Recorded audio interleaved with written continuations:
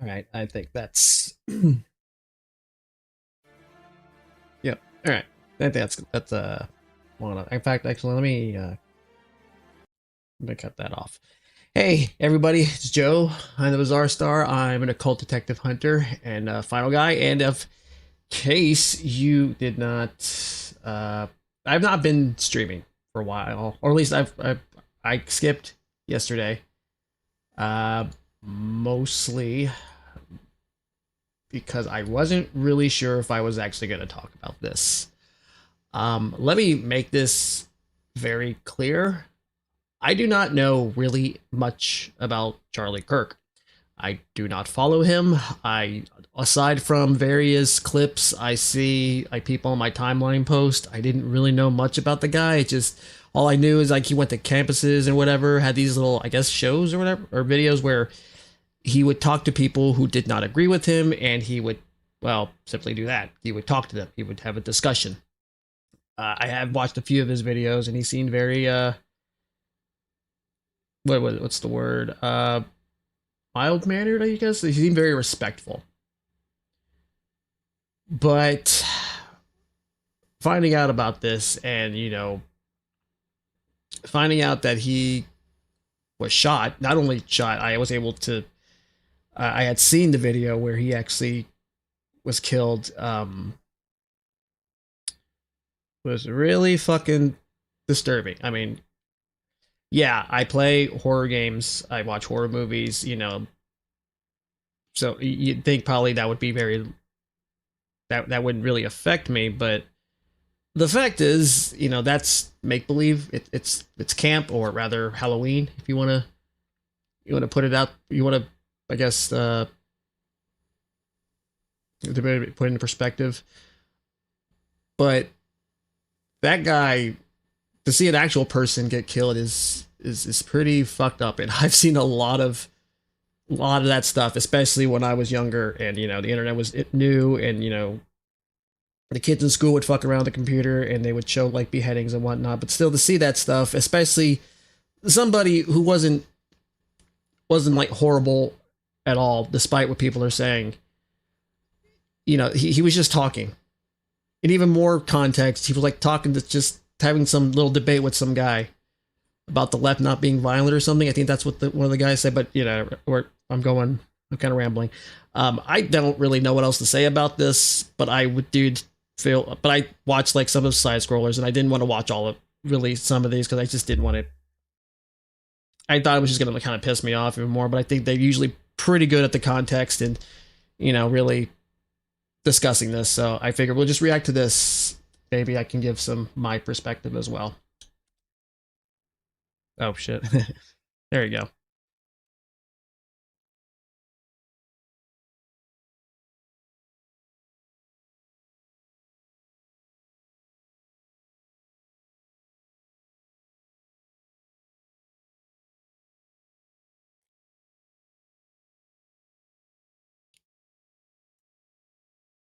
Disgusting.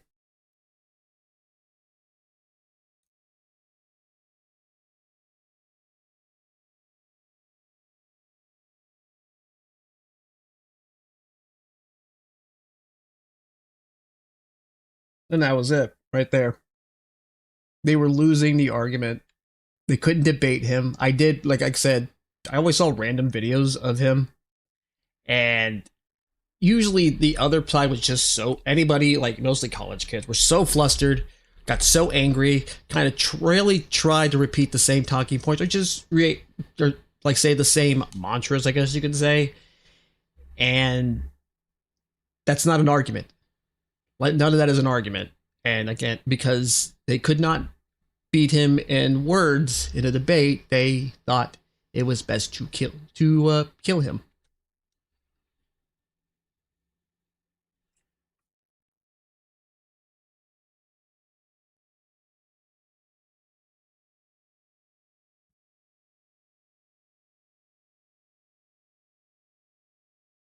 No.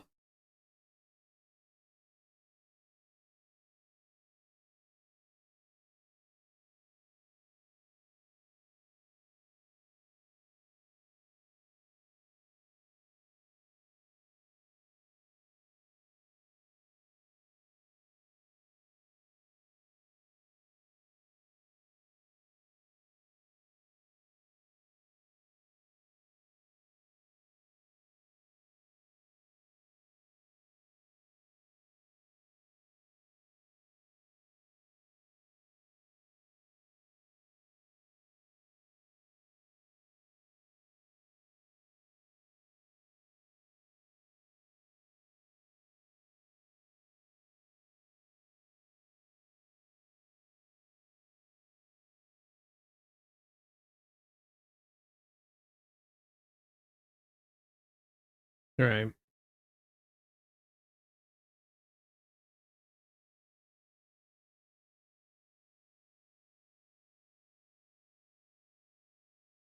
Sick. Um, yeah, that's pretty much it. Just keep talking. This whole thing was to scare people, not only to kill Charlie Kirk, but to scare anybody who may want to voice their opinion, who may want to say, "Hey, this is not right. This is wrong." They've tried very a lot of the people who did like this person who did kill him use the tactics, did try with words. It's the same people who will call you racist or misogynist or Nazi or fascist, and they found out and are starting to find out now that's not working anymore, and they had to take this type of action. That's which is absolutely disgusting, and that means they're afraid because they know they're losing.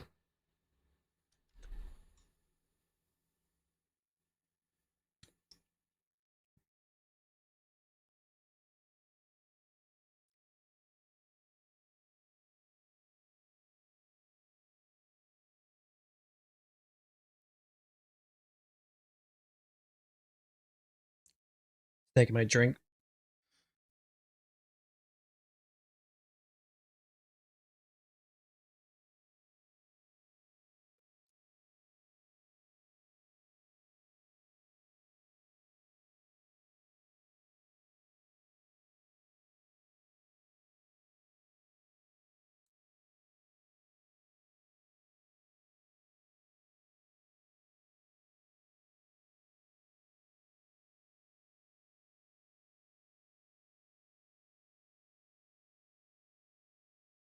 Hmm.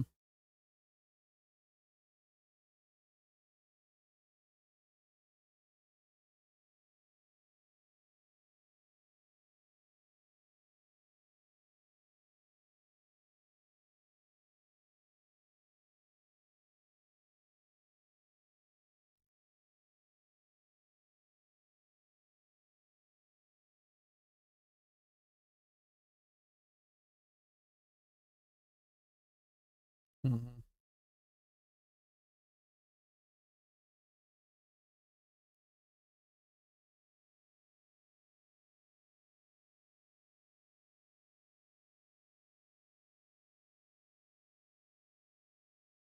Disgusting. I don't know how anybody can somehow think they're the good guys when you are literally dancing on a man who did nothing, who maybe you didn't agree with what he said. I've seen so many people try to make these mental gymnastics and try, oh, well, yeah, but it doesn't fucking matter. Okay, it was a person. Like, apparently, when he was shot, his kid was running toward him. I don't know if that was true, but Jesus fucking Christ, I'm like, these kids will not see their father anymore. That his wife will not see her husband anymore, and you're laughing and you're dancing. What the fuck is wrong with you? I think I saw someone on X say it best. It's like they don't. What was it? It was about like they don't. They call you Nazis because they can kill you. So it gives them reason to kill you. It's like it's not. They don't call you Nazis because they think you are. They do it because they want you dead. They keep using that over and over because the people. And you can't tell me that the left or anybody has not been calling anybody a fascist or a Nazi for years. Jesus Christ, you call fucking Trump a fucking Nazi. You call anybody who's the fucking right of Stalin a Nazi or a fascist, which, by the way, you have no fucking idea what they are, what that means. They have no idea what a Nazi is. Honestly, here, let me just interrupt this one. Here, this is like the best fucking interpretation for this. Here.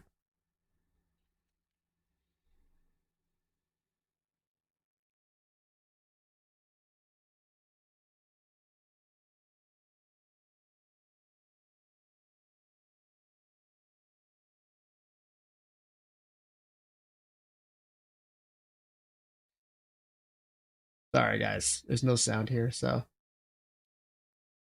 let's see if I can find it. See.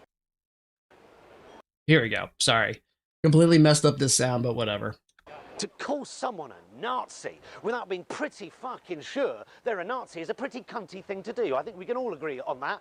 A Nazi is not somebody who believes that nations should keep immigration to a minimum. A Nazi is not somebody who doesn't agree with diversity quotas. A Nazi is not somebody who believes that the ideology of Islam has some dodgy bits. A Nazi is not somebody like me who thinks that everyone should be entitled to free speech irrespective of how nasty their ideas might be. A Nazi is somebody who believes in most or all of the following: the superiority of the Aryan race, the abolition of political opposition, an end to press freedom and individual free speech, territorial expansion by violent means, and the killing of communists, Jews and gay people. You'll note that the list doesn't include voting UKIP or watching repeats of Top Gear on Dave.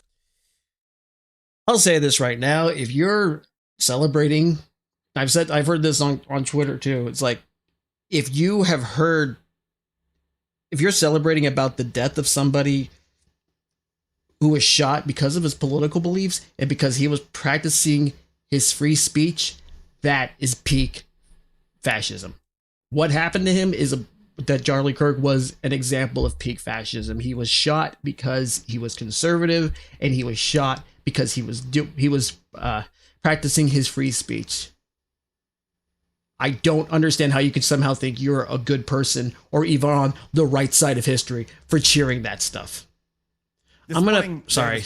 Oh shoot, here. I'm gonna probably replay this just for now. Again, fortunately no one's really here, so it doesn't really matter. But I'll just replay this just for now. I would argue that at the moment, our side is winning that. And you can see this because someone came to a microphone fight with a gun. Actually, you know what? Nah, let's see.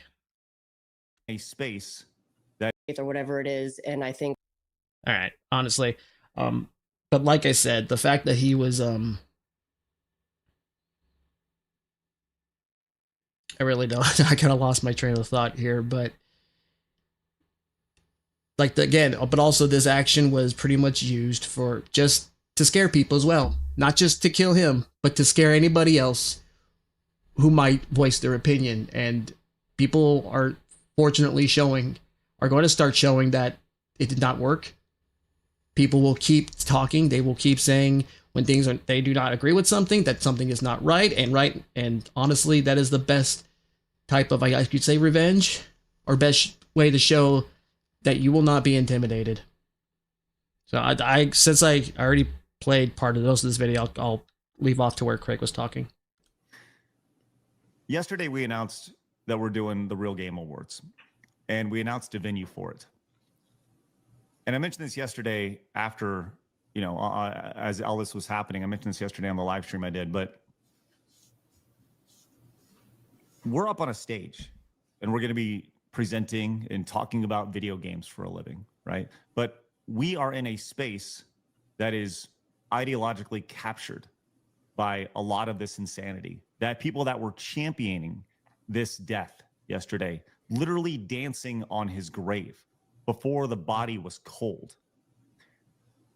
So when we announce a venue for the Real Game Awards and say, hey, we're going to do this, and then you see something like this happen, even before this happened, that gave me second thoughts. I'm pretty sure he's going to talk about it, but honestly, and some may think like he's maybe over exaggerating, but I remember last year when they were just doing this like on here on stream, when people kept accusing the show and the awards of being some type of right-wing political thing. Right-wing. And they didn't say anything about politics. I watched that show. It was fine. It was obviously their first year.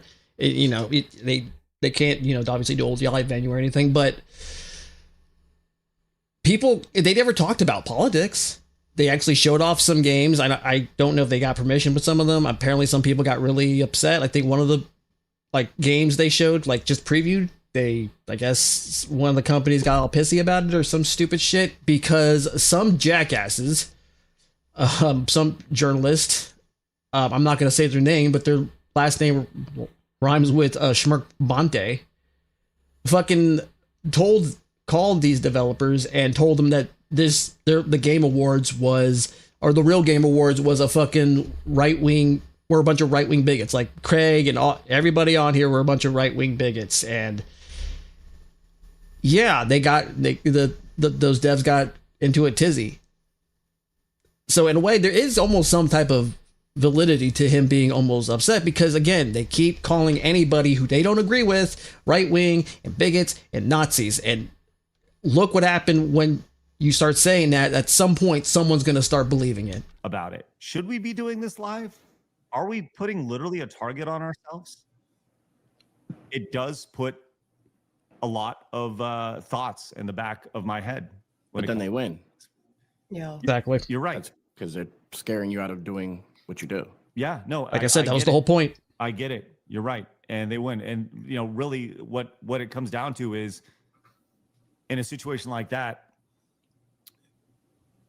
it's just going to cost that much more, because we're going to need that much more security than what we already have built. So, you know, it's just one of those things where you go like, shit. And you're right, Flawed.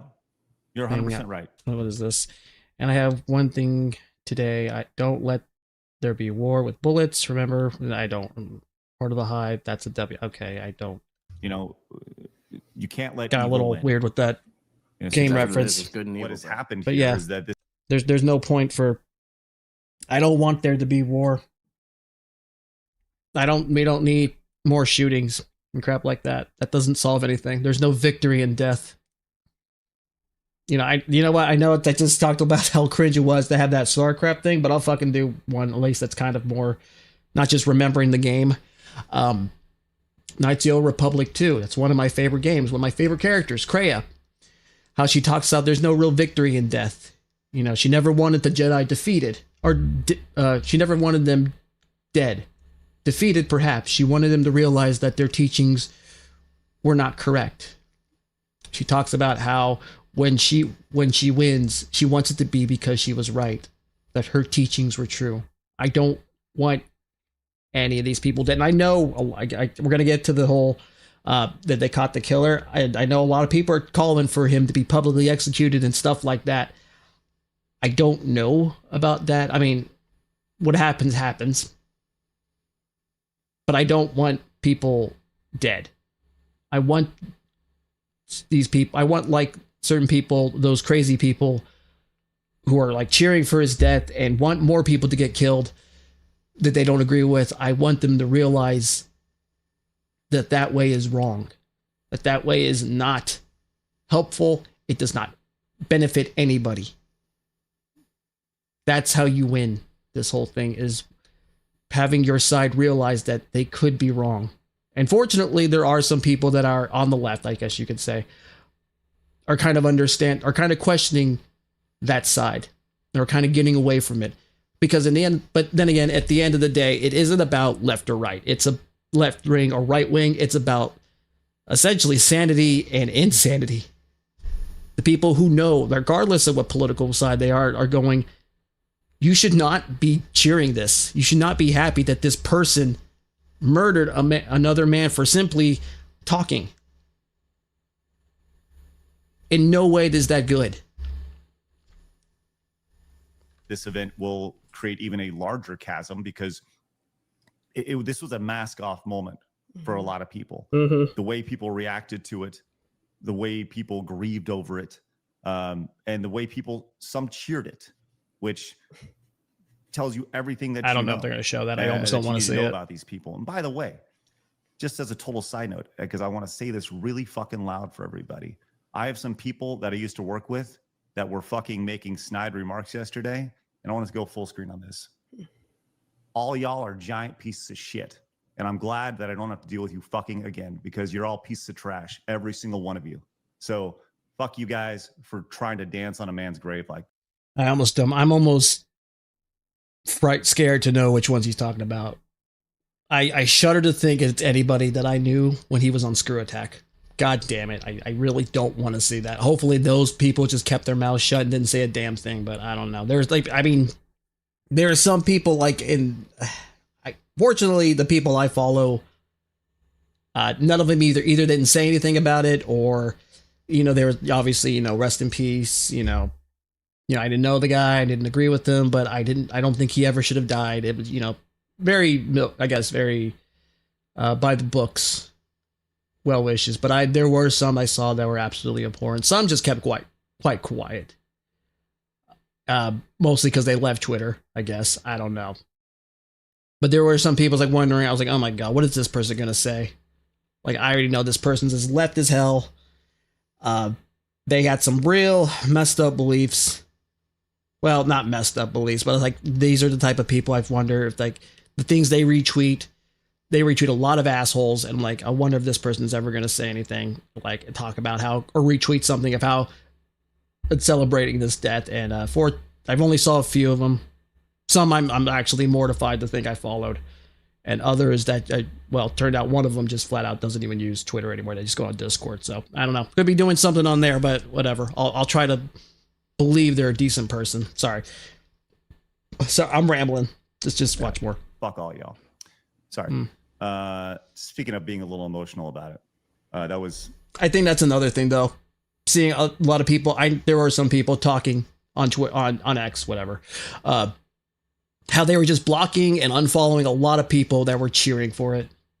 Like I said, I'm glad no one I knew was cheering for it. At least no one I follow was saying anything. At least none that I saw. I just saw it yesterday, and they know who they are, and they can go fuck off. Talking about trans is one thing, but this started with Obama praising BLM. That's where this actually started. Like, you think so? Yeah, turning everyone against each other, and then it went from Obama, BLM. If you didn't support BLM, you were a racist, and a lot of corporations weren't going along with that time. And then they used Trump. They called him a racist, and then during COVID is when the trans thing took off. But we were already on this path. Like this was already a thing. We were on like that people path were even feeling way before entitled that. and hating white people. It was. I didn't really hear about that. Well, I guess you could say BLM, but especially since a lot of stuff about them not actually giving money to actual communities, they usually kind of took more of the money and run. Founders having a pretty much they got a mansion in a predominantly white neighborhood. Real great.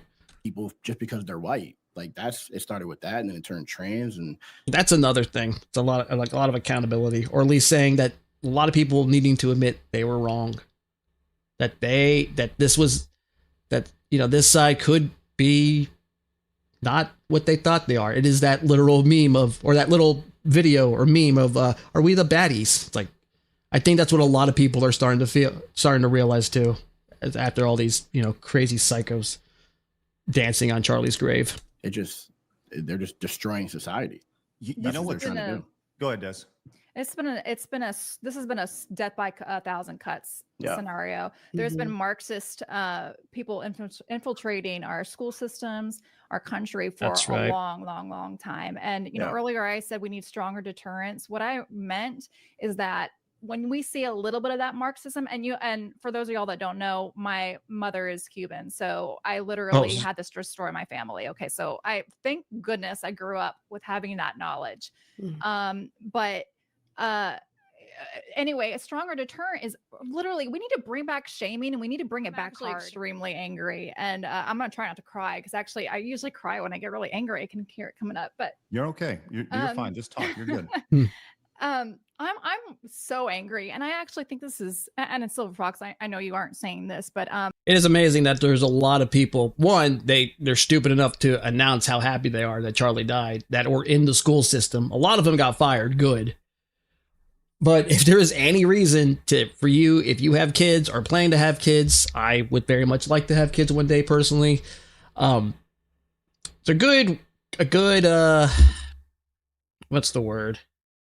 If you ever have the reason to never put your kid in public school, that would be it. Because holy shit, you don't know who's teaching them. Even with private schools, you'd have to probably really ask a lot of questions and who's teaching them and shit. But good God. This is a very, very expected emotion. I don't think it's a wrong emotion. I think it's actually part of the process.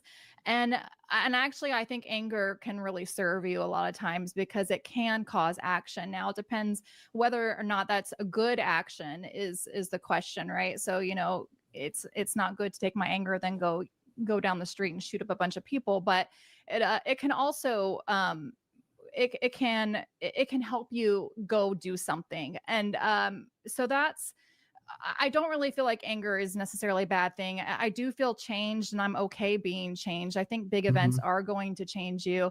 Can I just reiterate that I completely agree with her? Like, I completely agree. You know, I'm like, I told my wife this morning, I was like, I might be off for a couple of days, and I'm not trying to sound all like weird about it, but I'm like, I'm angry, and that's why I made the distinction when I said what I said, that I'm not saying that we shouldn't radically do something and figure out what the hell is going on and get to the bottom of this, like, for real.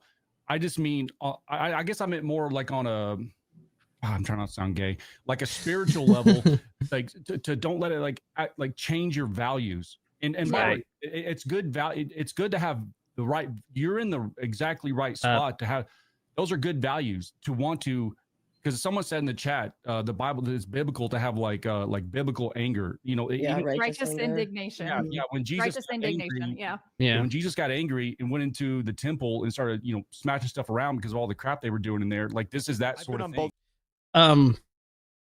Okay, I was trying to find a way to pause, and not completely interrupt what he was saying, but like I said, I had not been streaming on Saturday. I was actually thinking about doing it on Friday just to get this out of the way, but I was like, I don't know how to process this. You know, after everything that happened, especially to see it. Good God. So I know that sadly it most likely got cut off on stream, but Mo, who was here we go. We'll go to here real quick, and I'll just since obviously no one could hear it. But this kind of made me think that people get more bold with their relationship with God and their most raw feelings on it is it's strengthening my faith. He was like a huge champion for the Lord, and past couple of years my relationship with God has gotten extremely strong, and I think that this should make I think a lot of people are going to sort of get a little quieter with their faith, but I just hope that people get more bold with. Sadly, I think a lot of people have been really quiet with their faith, unfortunately, especially if you're Christian. Because, you know, you always have some smartass fucking talking about it, about, you know, all the stupid, all the little out of context Bible verses they take in there. Their relationship with God and their faith or whatever it is. And I think that the one thing that he should be completely remembered for is his faith and how strong he went for God. And it makes me emotional sometimes to think about. But yeah. Sure. Hello, Zombie7. Thank you for the follow. Sorry, I'm not really, this is a little bit of, I guess, a more somber stream, but I kind of wanted to talk about this, so sorry, where were we on this? But like I said, both sides politically. Okay. I'm not the most religious person. I was born in a Catholic household, but like saying I'm Catholic is like saying an elephant is a bird because it was born in a tree. It's just, I mean, I have read parts of the Bible. I've, went to church multiple times. I still go every now and then because my mom, who is a very devout Catholic, likes to go. And, I always like to just do it just for her at least. So, but it is kind of hard for me to kind of say like my strengthening my faith or whatnot. I kind of looked more into philosophy. Mostly that of Carl Jung. Like they were talking about, like Silver and Desiree were talking about, how angry they are and, not letting that control your anger. I was more looking into stuff like about Carl Jung, about your dark side, you shouldn't ignore that dark side of you. You should let it out every now and then, but it's basically, letting it out in a constructive, moderate manner. And that's what I've been more looking into about because even though I didn't know anything about Charlie all that much, again, it was shocking. And I was a little angry because like I said, this guy said his whole thing was just talking. He never incited anybody. Maybe you didn't agree with anything, but I don't recall him ever inciting anybody to go and do something other than just, having a discussion. and they shot him for it. And it's like, how fucked up is that? And to call him a fascist while cheering for that, having a fascist action happen to him, is absolutely disgusting. But sorry, I'm kind of trailing off a little bit, but you know, reading like stuff like Carl Jung regarding like, you know, your shadow self, I guess you could say, and trying to really understand that anger and all these little negative emotions inside you, and trying to, you know, I guess what's the word? Sorry for the dead air. I guess express it in a positive manner is what I've been trying to really do, but even more so now because of all this. So yeah, this responsibility of the right. Let's keep going. One time again, sorry for all the rambling. I'm still trying to process all my thoughts, but I wanted to do this, even if like no one's watching. That's fine. This is more for myself anyway. Oh boy, quite a leftist back in the day.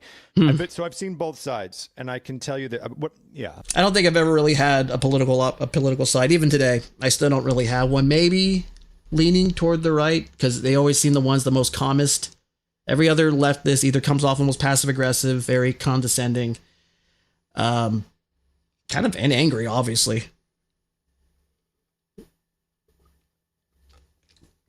Sorry, taking a sip of my drink. But I'm very hesitant to go with, you know, saying I'm right wing, because I can't even say I'm really a strong Christian. I more believe on, you know, that workers should be able to get satisfaction out of their job. I'm not saying that like a ditch digger should be living in the laps of luxury. It's more on they should be able to have the materials to do their job and get properly compensated accordingly and whatnot. And if they have the desire to move up in the company, they should at least have that opportunity. Opportunity is usually what I like. Let me word it like this. I hope this is a wake-up call to the right. Where have you been?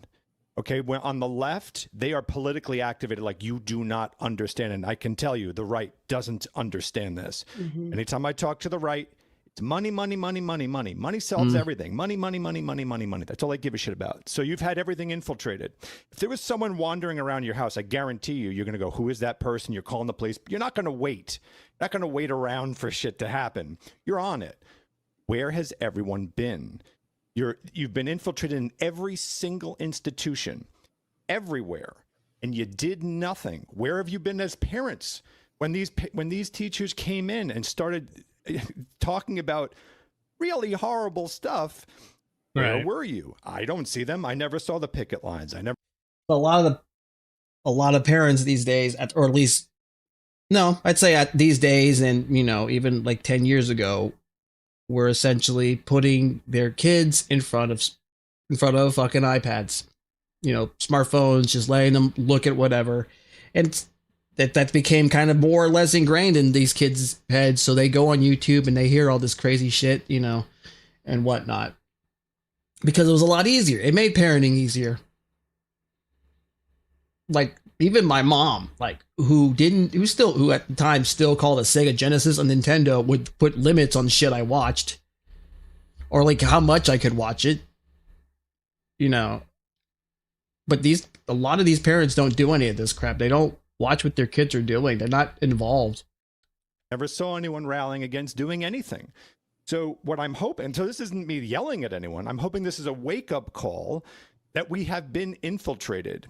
And we need to be more proactive and awake to what's going on, because if you were awake and you were paying attention, I don't think we'd be in this position.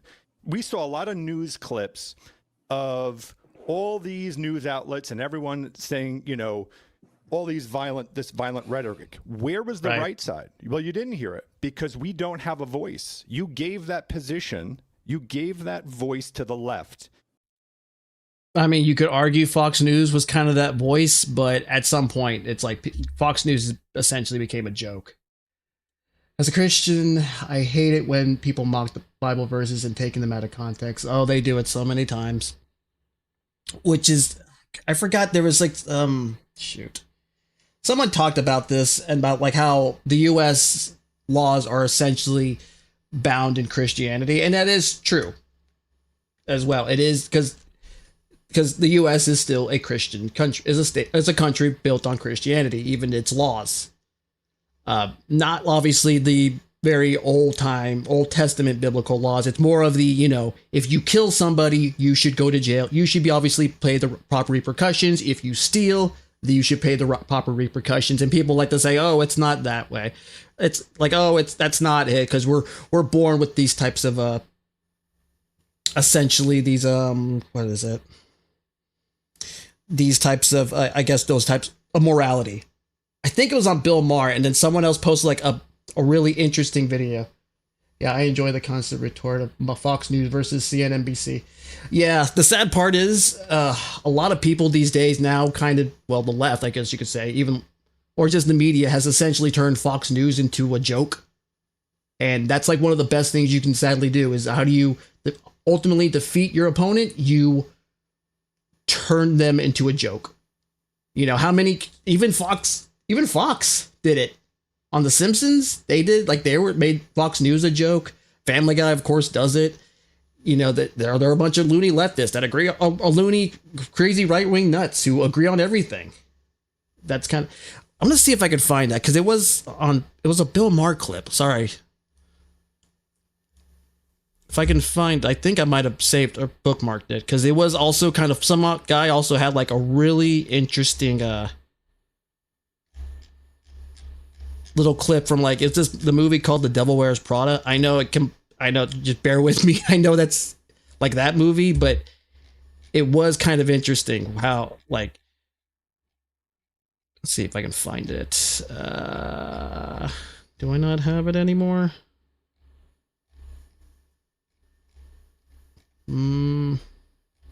I will say another really, actually, one of these really, I guess, positive, you could say, is there are a lot of people who are actually saying that, no, this is wrong. Like, y'all are sick for even glorifying this.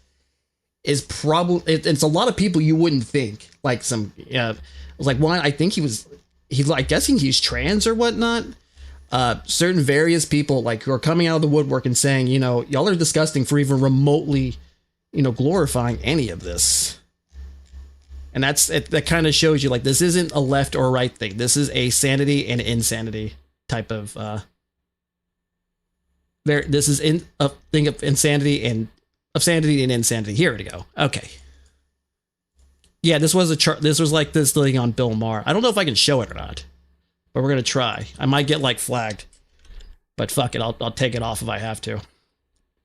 There's that clip, but this whole thing. See if I can. How could there be things we don't agree with? It either got to be perfect because it's written by you know who, or it's. Wait, we got Jon Stewart, Stephen Colbert for that, because who doesn't like smug enlightened, who instead dialogue chose parody turned ridicule. Yep. Here we go. But here we go right here. Perfect and written by people, which it was, obviously, and it's full of nonsense and wickedness and things that are everything but virtuous. So, Bill, you and I agree on morality. I'd say like 87%. Morality. 87.5%. But not from the Bible. I have a question. Why? Because it's for slavery. Because it's okay with slavery. Why do you and I agree on morality like 87.5%? I'm a religious Jew. You're an atheist. Why do we agree on those things? I'll tell you. I mean, I can give you my answer. Yeah, please. Because we probably grew up a few miles from each other in a Western society that has several thousand years of biblical history behind it. And so you can think that you hit that triple and you formed your own morality, but the reality is you were born morally on third base. No, okay. That's always such a silly argument. I like that. Like, I do like that. I don't know much about Ben Shapiro either, aside from, you know, his sister's got massive honkers. But that I did like that. That's because you know, it's not all the, obviously there's a lot of stuff in the Bible that contradicts a lot of other things, but you know, usually it is the whole ground level of, you know, bad things bad, you know, don't kill, don't cheat on your wife, you know, don't steal. It's like these are basic things that you know that we follow in this society, because it's, you know, in a way to us it's common sense, but you know, that was taught to us. You know, even as kids, we were told, you know, don't touch her. Yeah, old covenant versus new covenant, right? Have you heard of Stray Kids? No, I am not. Sorry, also Zombie for not. I'm going through two different both YouTube and stream chat. So sorry if it's not showing up both of y'all. But what was I? Where was I going? Even as a kid, you were probably told, look both ways. If you're crossing the street, don't stick your finger in the outlet. But yeah, this kind of was a good way of. Ben essentially gave Bill a religious version of the Devil Wears Prada. It's kind of gonna get flagged for this one though. This stuff? Can I turn it up? Oh, okay. Sorry. So you think this has nothing to do with you? You go to your closet and you select, I don't know, that lumpy blue sweater, for instance, because you're trying to tell the world that you take yourself too seriously to care about what you put on your back. But what you don't know is that that sweater is not just blue, it's not turquoise, it's not lapis, it's actually cerulean. And you're also blithely unaware of the fact that in 2002, Oscar de la Renta did a collection of cerulean gowns. And then I think it was Yves Saint Laurent, wasn't it, who showed cerulean military jackets? I think we need a jacket here. And then cerulean quickly showed up in the collections of 8 different designers. And then it filtered down through the department stores and then trickled on down into some tragic casual corner where you no doubt fished it out of some clearance bin. However, that blue represents millions of dollars and countless jobs. And it's sort of comical how you think that you've made a choice that exempts you from the fashion industry when in fact you're wearing a sweater that was selected for you by the people in this room from a pile of stuff. Pretty much that. Despite anybody who can say they're atheist or whatever, we are still going by the laws that were chosen mostly from parts of the Bible. That is basically, people can talk about how they're not Stray Kids are my favorite K-pop group. The Western model, pretty much. And also, sorry if y'all couldn't hear that, but yeah. Wait, if you want TRDR, guards chosen to keep trying to weasel their way out and trick God and disobey the constant punishment and reward wasn't working, so Jesus turned to the new covenant, pretty much. So yeah, we were always connected to it, even if we're not. If you're not a religious person, like I said, I'm not an overly religious person, but I do understand that the people who founded this country were very religious. That is why this country was founded. Why they came to this part of North America is for more religious, or I guess for their religious beliefs. So yeah, I don't think I know what else to say there. Fedora tippers can cite Geo-Roman civilization, but Christian morality was pretty much the main bedrock. Yep. All right, let's I guess keep going with this. Because when your kid said, I want to be an artist, or I want to be in media, or I want to do this and this, it's like, well, you didn't make money that way.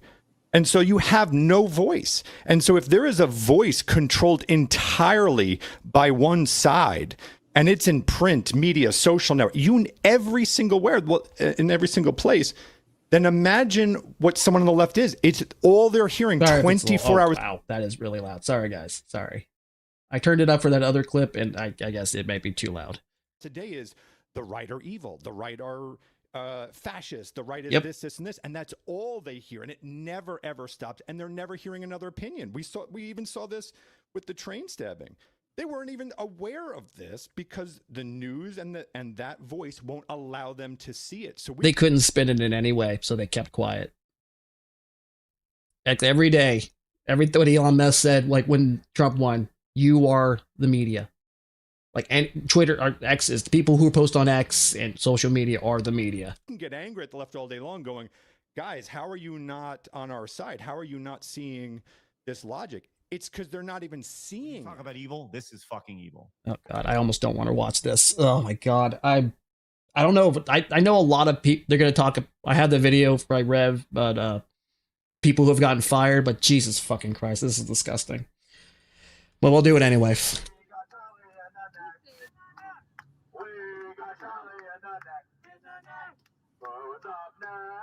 Yeah, he is. Because I guarantee you, he's like, if you had never mind. You know what? If anything got violent with him, I guarantee you he would be pissing his pants. That's somebody who's never been in a fight in their life. But have you seen the beat up for peaceful? I've seen that one with at the vigil. You should listen to Stray Kids. Not really into K-pop, but I have seen the one with what was like that BLM leader. He came in there. He pretty much ran into that vigil, and then the people at the vigil beat the crap out of him. That's all the one I saw. I'm pretty sure there's more, but that's the only one I saw. Yeah. Mm-hmm. Yep. Skinny little fucking dork that goes to some college who did. Anyways. No, if that doesn't make your stomach churn and just fill you with rage, and you're right, Fox. Like, there's not enough people who have been punched, who have not been punched in the nose in society. And man, oh man, like, once again, it's not about physical violence, but this guy didn't have a dad who slapped on the back of the head or a grandpa that said, "Hey, why don't you what the fuck are you doing?" Yeah. Like that's ridiculous. But hey, guess what? At least there's Reddit. I don't know if you guys saw Reddit this I think Reddit's been like taking them down too. Reddit music, r/music, the trolling that they put. I just want to show you guys the top songs on the Reddit chart that have been conveniently. Oh, God, this one I think I remember this too. Also, it's kind of weird that the video for my stream, it shows the chat before my actual. There you go. See, Discord, Mastodon, Blue Sky. Yeah. I don't go on those. Well, Reddit. If I go on Reddit, it's not for like random Reddit crap. The closest was like, I don't know. I used to go like for the look at horror games, but I don't really go on there anymore either. The only time I ever use Discord is just to talk to my artist who, by the way, not, I guess, to do a total whiplash. He finishes artwork for me. So I'll probably show that off on Twitter later on this week. I kind of wanted to wait until this stuff was a little calmed down a bit. By Reddit, and I'll let you guys. Didn't they delete a bunch of that stuff off Reddit too? I know Blue Sky did as well. Be the judge here. Let's go to kill those. Childish Gambino. This is America. New Radicals. You get what you give. Alanis Morissette. Ironic. Paramore. That's what you get. And Bobby Darwin. Goodbye, Charlie. Disgusting. These have been manually curated by the people at r/music. Not even fucking human. Yeah, it's all hissing demons. That's all I hear. That's all I see. I just can't. More amazing that they allow that. I mean, I could understand if that shit's on fucking on the Clover site. Actually, well, I'll say 4chan. I don't know if you can. Pretty sure whether that's even a TOS violation or not. I really don't care, but because those people are just, I don't know. Half the time, I think 4chan just trolls for the sake of trolling because they just like to get a reaction out of people. But when you put it on something like Reddit, it feels like you actually fucking believe this shit. You're just being an asshole. It's crazy. Images are more empathetic. Even image boards are more empathetic. Yeah. Fast is that if you. Well, yeah, they help. Like, didn't 4chan help find the shooter too? Because goddamn. You do have some subscription to Hulu or whatever. Consider taking. Which is one of the reasons I absolutely love 4chan, even Kiwi Farms to an extent, because like Jesus Christ, these are the same people who found what's Shia LaBeouf's stupid ass flag, and they were able to find this shooter like in almost before the weekend was even over. At least one of those subscriptions, taking however amount of money from that and start giving them to creators or organizations out there that you feel are leading the charge in a positive momentum. I'm an old hippie, so I'm not trying to beg for money here, but it really does money runs the world. And maybe start considering putting that money into creators and organizations that you believe in so that they can create the institutions that we desperately need. I think it's being a cesspool and seeing the worst of mankind have turned to empathy while still being logical about it. Kind post, as they say. Need And at the very least, start showing people that we do want to give that money. I'm assuming you're talking about 4chan because, like, yeah, but I think usually when 4chan does it, I feel like even if they're saying some really fucked up shit, it's almost like a joke. It's just a really mean joke. Like, they actually are joking. I want to believe that. I feel like they don't actually mean half the stuff. Like, but when you see this, like, people fucking dancing like a bunch of idiots or like laughing at somebody dying, they're putting on something like Facebook and all these other fucking sites, like, where a lot more people will see it. It's like, you mean this. Like, you fucking mean this. You're not trying to be edgy. Usually jokes have a punchline. Like, you're just an awful person on TikTok, and like when they put on TikTok and Instagram and shit, like that's for everybody to see. Like, 4chan is just like, it's Mos Eisley basically. It's just a wretched hive of scum and villainy, but I feel like it's all at times just camp or LARPing, I guess you could say. And put that money into those resources, making those other companies nervous about that. Yeah. I urge everyone to do that. And I just saw, oh, sorry. Good, Nolly. I just saw somebody When they say lurk more, have their wallet. I would like to. Sorry, I'm gonna. It's why Anon say lurk more. You have to detect and understand who's bullshitting and who's not. You are your own fact checker. Correct you very directly and say no, we're not. That is kind of all that we have.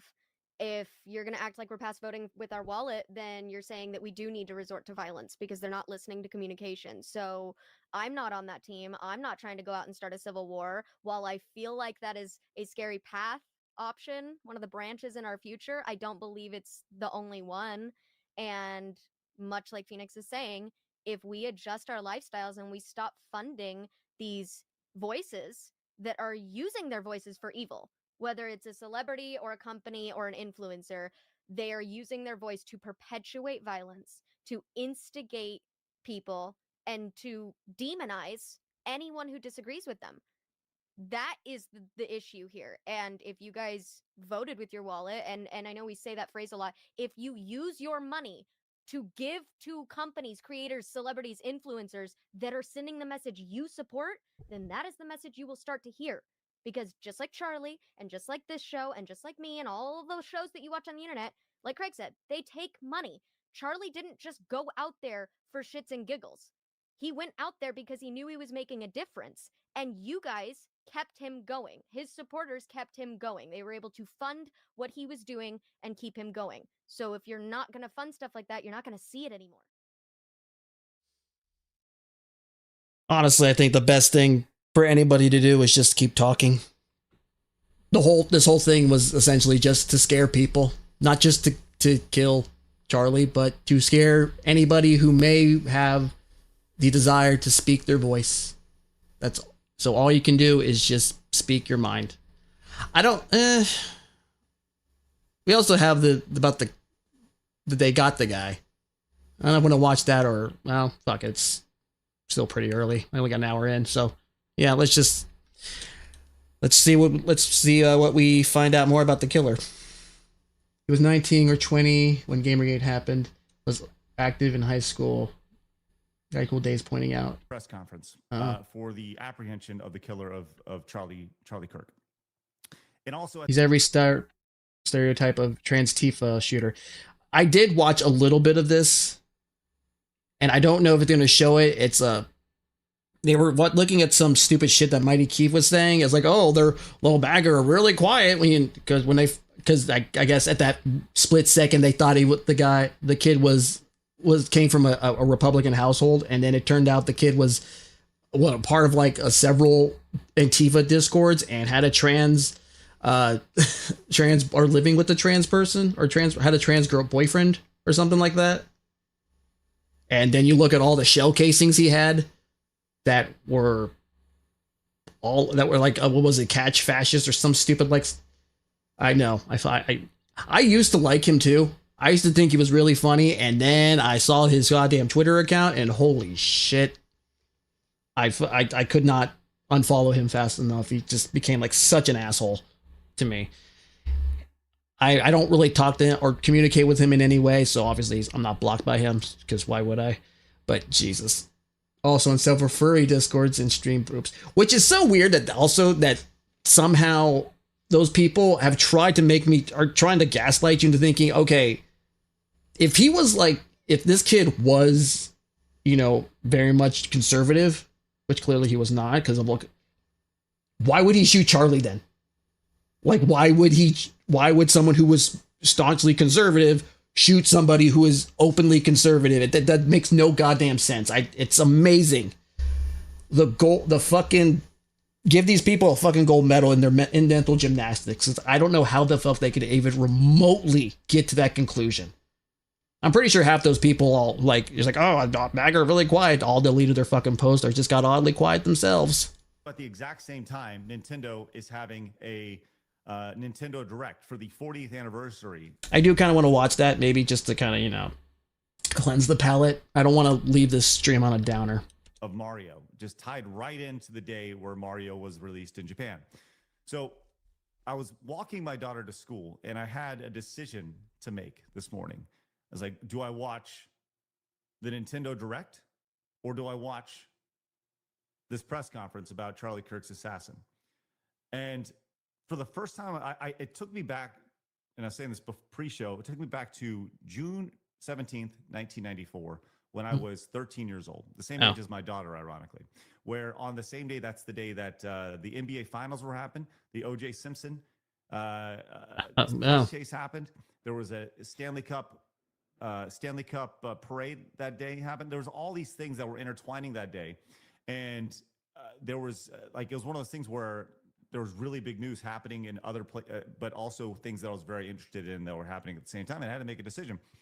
And this morning, for the first time, I paid less attention to the Nintendo Direct and paid more attention to what was going on in the Charlie Kirk assassination press conference. I didn't completely forgot that the Direct was on. I kind of faded in and out, but mostly I was listening to some other podcasts because I had to just kind of not go on Twitter anymore with all the whole Charlie Kirk thing.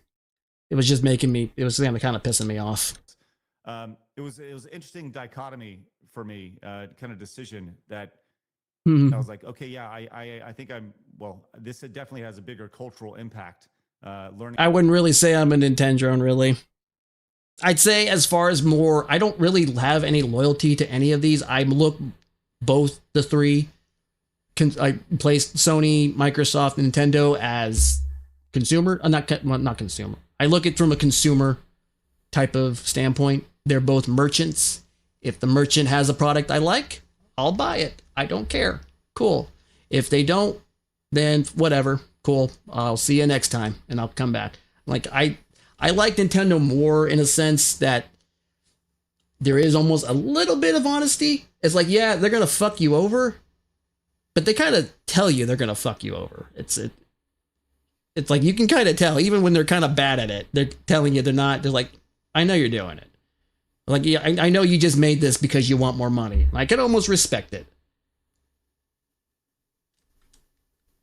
But that's just my perspective. I probably defend them in a sense from a certain standpoint. Somewhat defend. It's more like their stances on piracy. I think it's absolutely stupid. I think they just need to kind of give up on it because it's a big money sink. They're never gonna stop piracy. It's never gonna stop.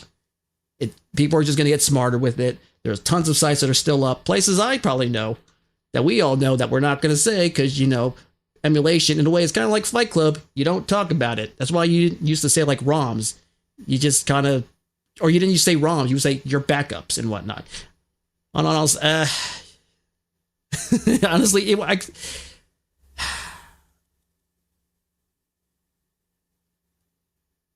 sorry. I know I'm kind of sidelining here with Nintendo, and that's kind of weird. Basically, it's going to be kind of weird to edit it out.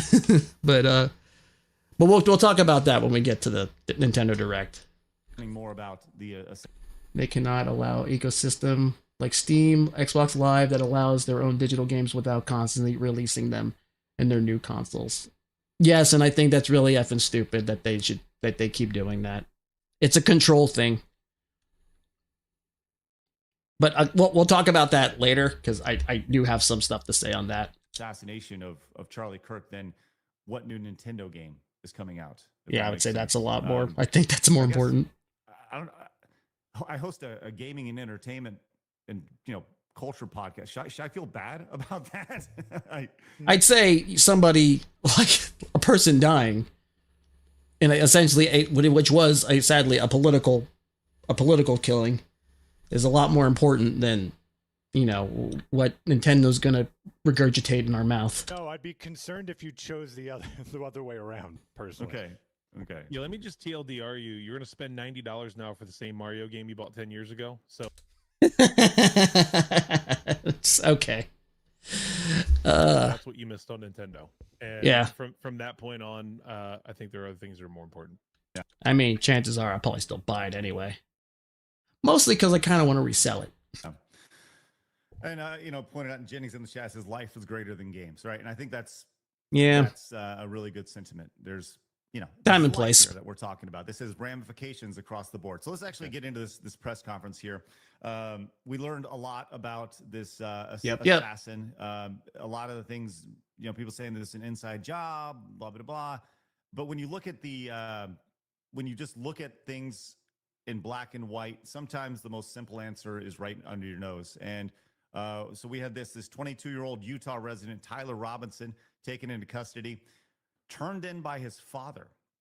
The killer then confessed to his father, who is a 27-year veteran of the Washington County Sheriff Department. His father then contacted authorities and secured his son before he could be taken into custody. I mean, I think that's the Ray, you were saying before, just Alien Metroid Prime 4 with Akira, Bike Break Thing, new Emblem remake, and Bing Bing Wahoo.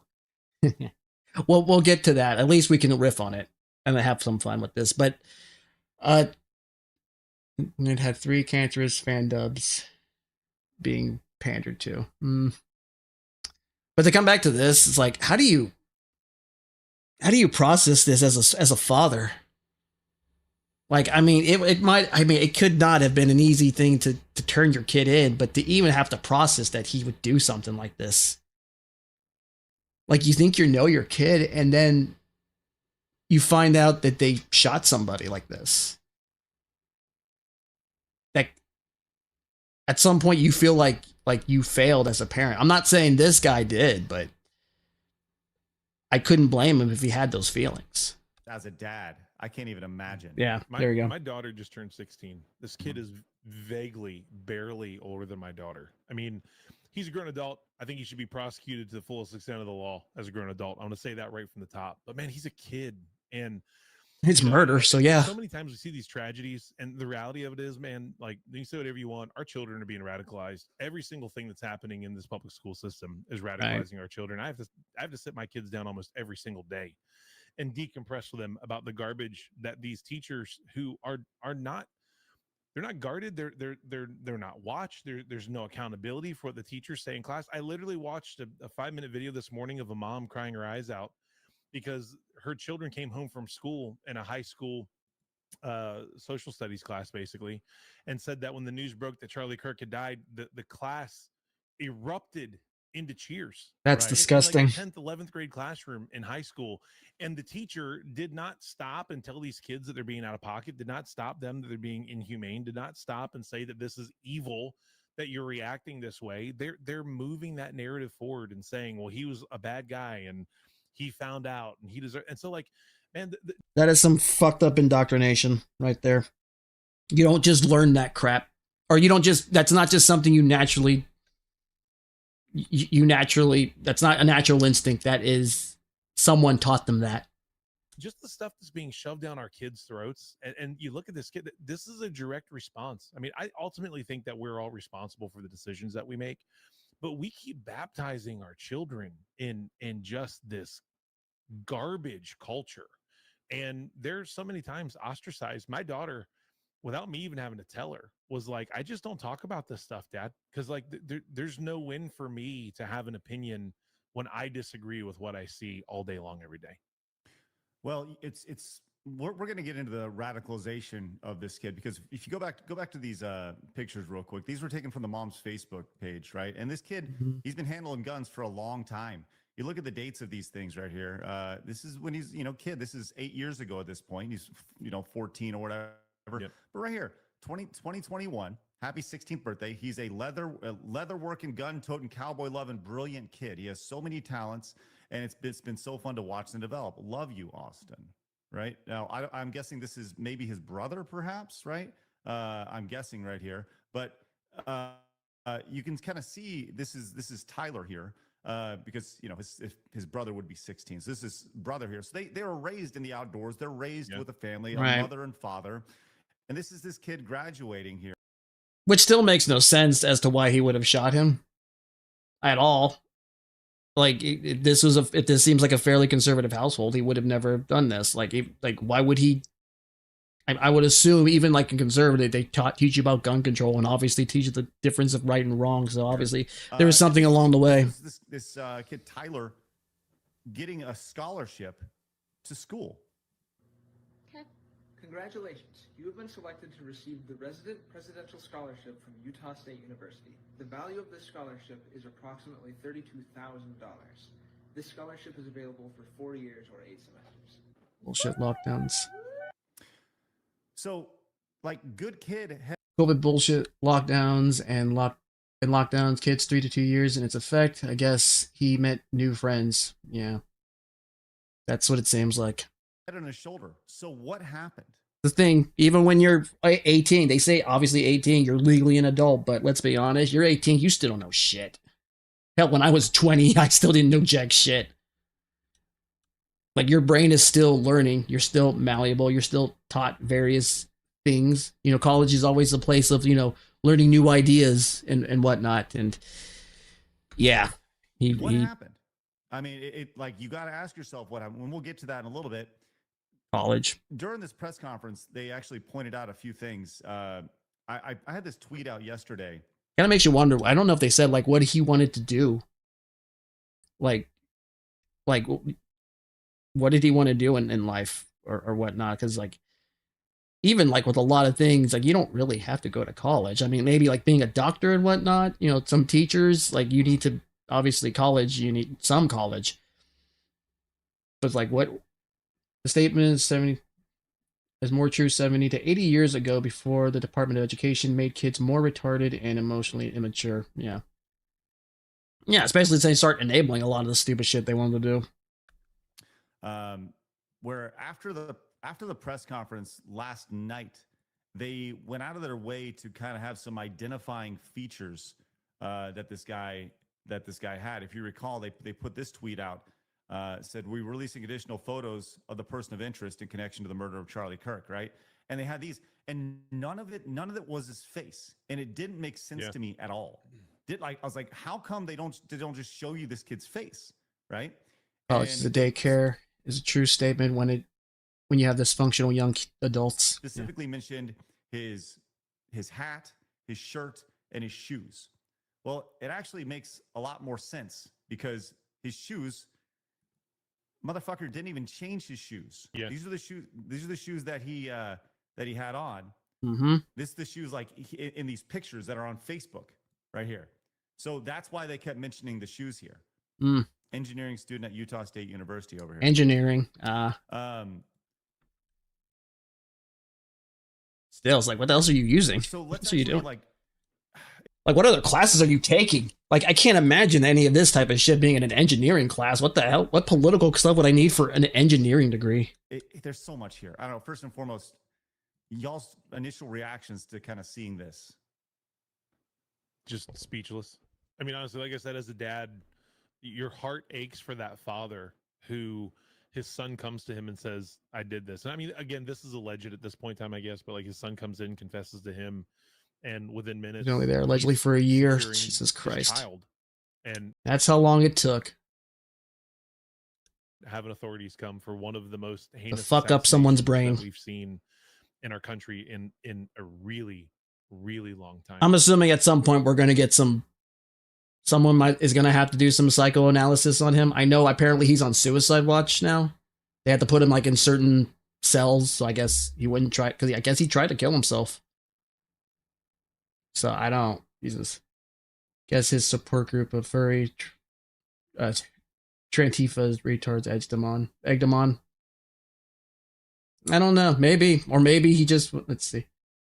Cheap followers. Hold on. What is the...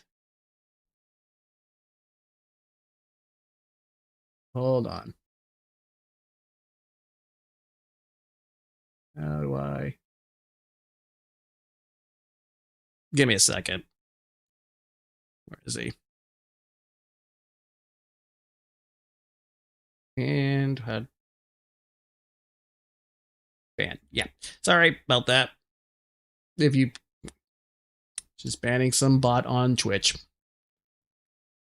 He's in solitary. He refuses to cooperate. His Discord groomer buddies are trying to scrub everything. That doesn't surprise me. I mean, shoot. My only guess is they'd have to... Only thing I could think of is they... crap. Is that they'd have to go straight to Discord and try to get... I don't know, because I would assume even if they do scrub it out, Discord keeps it in some way. I'm not sure how it works. I think the federal government... I think like the FBI or federal isn't getting involved or isn't permitted to get involved or something like that. I forget what it was, but I know it's a. I know it's something very complicated right now. And so, like to me, my heart. All right, I thought I heard something. Heart breaks for the family. Hey, 1 second, let me go check. I think someone's at the door.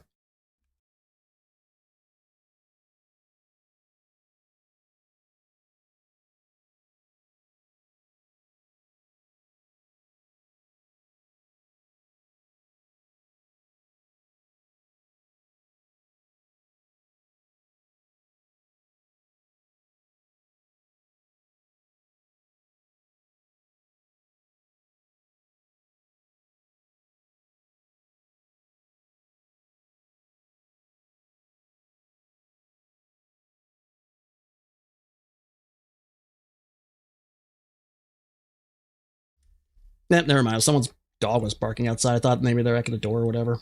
Anyway. And I'm sure that they're responsible to some level. I think that like family structure is super important. But man, like I've been all morning trying to put myself there as a dad.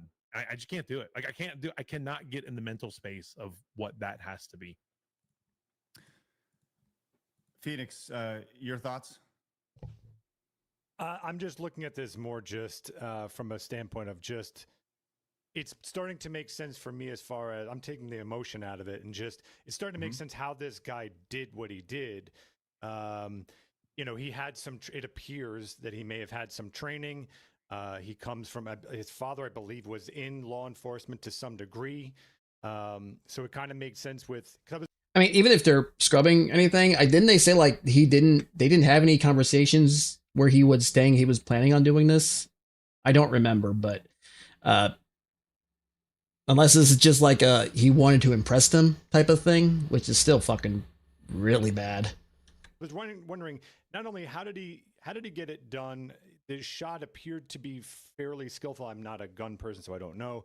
But then the fact that he was able to get away, like it just seemed like a lot of people were wondering if this was kind of like a professional hit because of how no one could figure out who this guy was. And it's starting to make sense. Okay, the kid had some actual training. So yeah, for me, there's dots that are good. Well, one, I don't think anyone was actually thinking anyone was going to do that. So obviously, I guess he had a perfect angle to do it.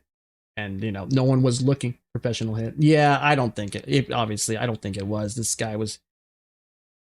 I mean, he said hypothetically, he was thinking before we found out about everything. He's like, wondering how this was all working out. But yeah, obviously he was able to get up there because no one was expecting anybody to do that. Like, why would you just shoot somebody for like beforehand? Like, you would almost think that was kind of like ridiculous to think anyone would shoot a random person, essentially. 8 yards is basic firing range, entry level. Yeah. Oh yeah, so it would make sense he was able to do it as easy as he could and almost get away with it, I guess. Being connected there. So Phoenix, as a gun person, I have two thoughts. Like, he either hit the shot of his life to shoot Charlie in the neck, or he was aiming for his head and misjudged and shot low. Yep. Like those are the options. And I think that, like, there's been a lot of communication internally with me and my wife. Like, this is either a statement that we're shooting you in the neck to silence you, or a missed shot. And I almost wouldn't be surprised, but it probably was. You know, if he's on a rooftop, the reality of it is bullet drop and bullet velocity, even with 30-06, like, at that distance, there's going to be some drop that you have to compensate for, depending on what kind of scope he's using and like the details of the rifle. I mean, honestly, the humidity of it, there's a million things I that hate go most to impact it. And so, like, is the rent of cops that are college university security are retarded and incompetent. Well, they're security guards. They're not even cops. I mean, that's the term rent of cops. They're essentially security guards. They have no actual law enforcement, or they're not law enforcement, so they can't really. I don't think a lot of them can't even carry guns, depending. It is either the perfect miss or this kid could hit anything. Right. Yeah. I think what more likely happened is the bullet drop. Like, he was aiming. That was most likely his throat, and it's more or less a metaphor. It will come to be a metaphor for the action. Yeah. Let's actually talk about this kid. He was fairly, based off those pictures, I would say a normal kid, right? So what happened? Well, during the press conference, they brought that up here. Good morning, ladies and gentlemen. We got him. Don't say that. September 11th. Come on. A family member of Tyler Robinson reached out to a family friend who contacted the Washington County Sheriff's Office with information that Robinson had confessed to them or implied that he had committed the incident. This information was relayed to the Utah County Sheriff's Office and scene investigators at Utah Valley University. This information was also conveyed to the FBI. Investigators reviewed additional video footage from UVU surveillance and identified Robinson arriving on UVU campus in a gray Dodge Challenger at approximately 8:29 a.m.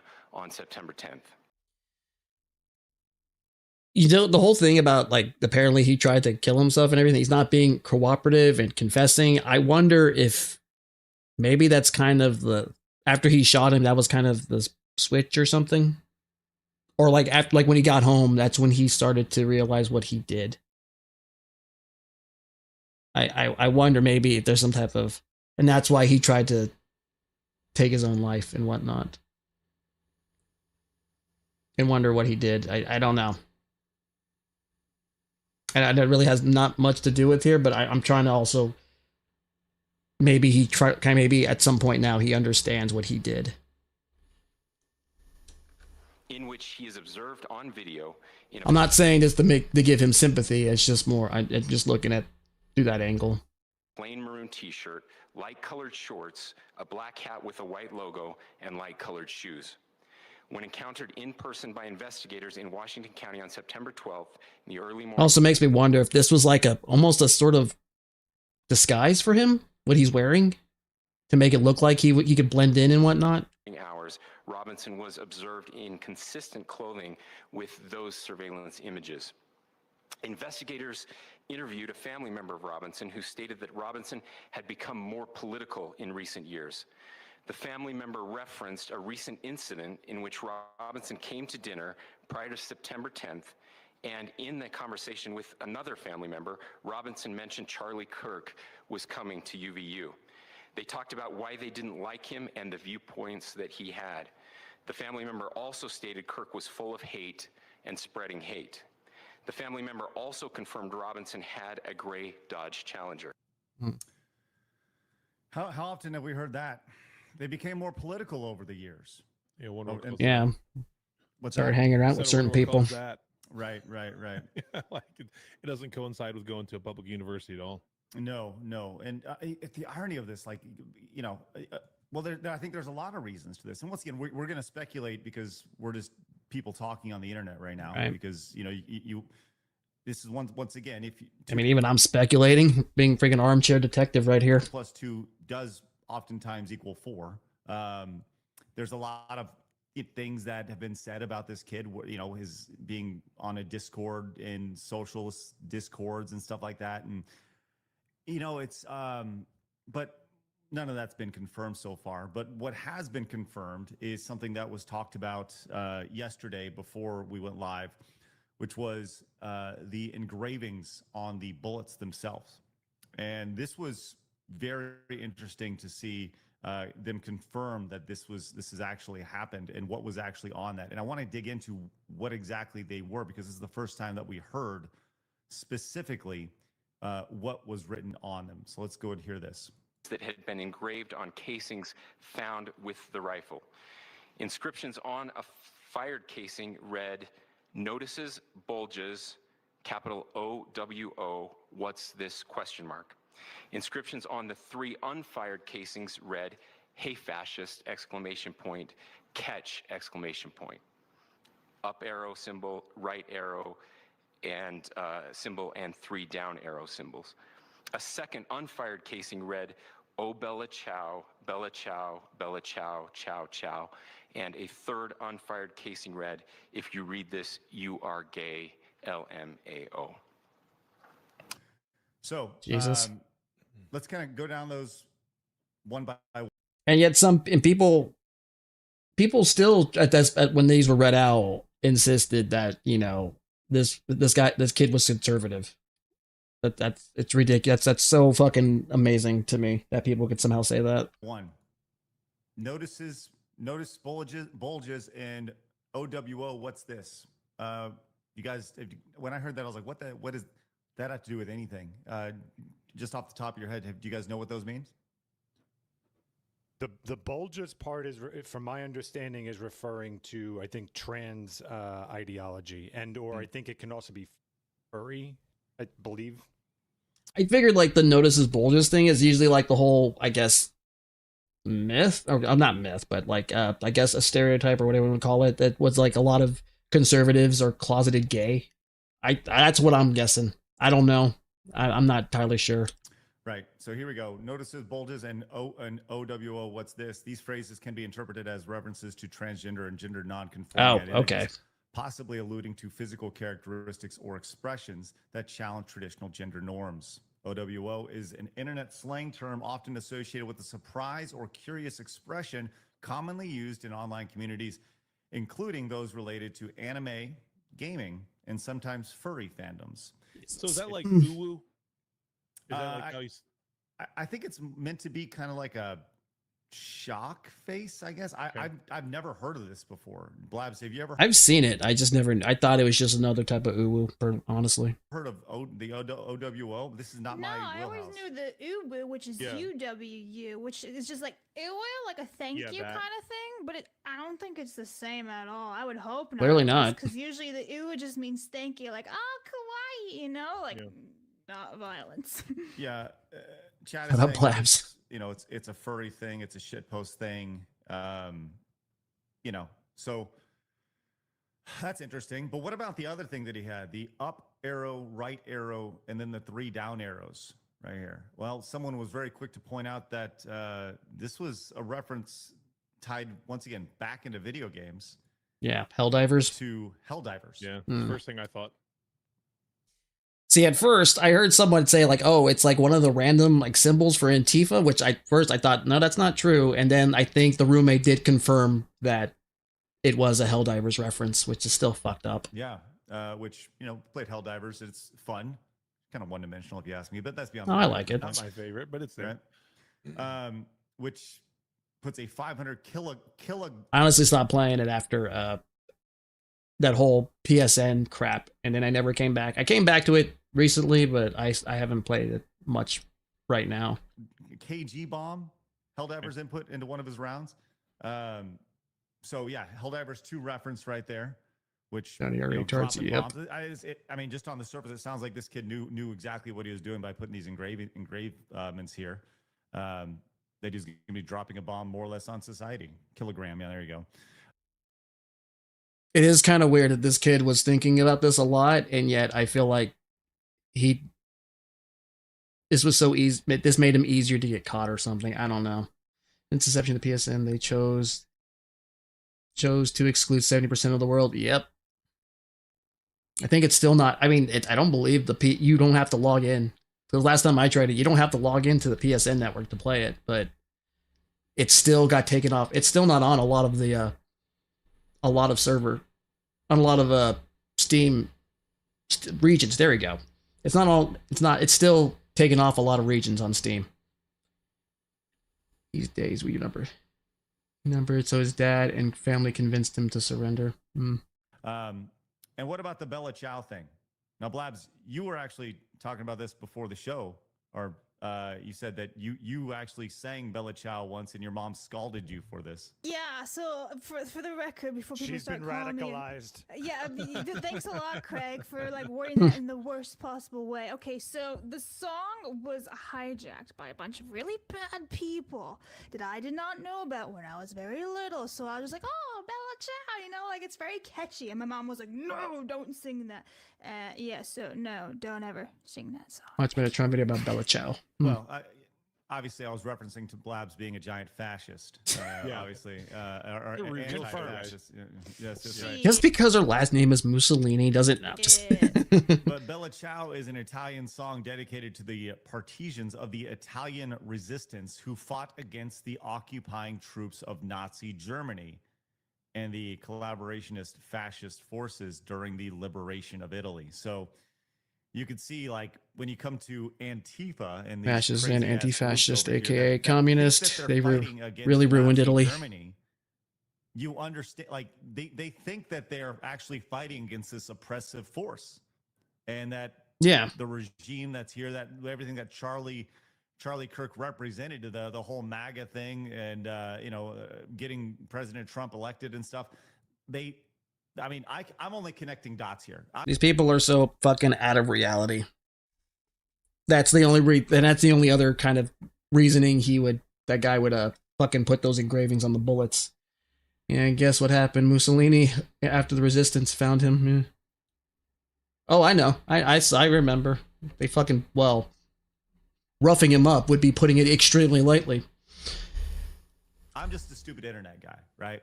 But you can kind of see.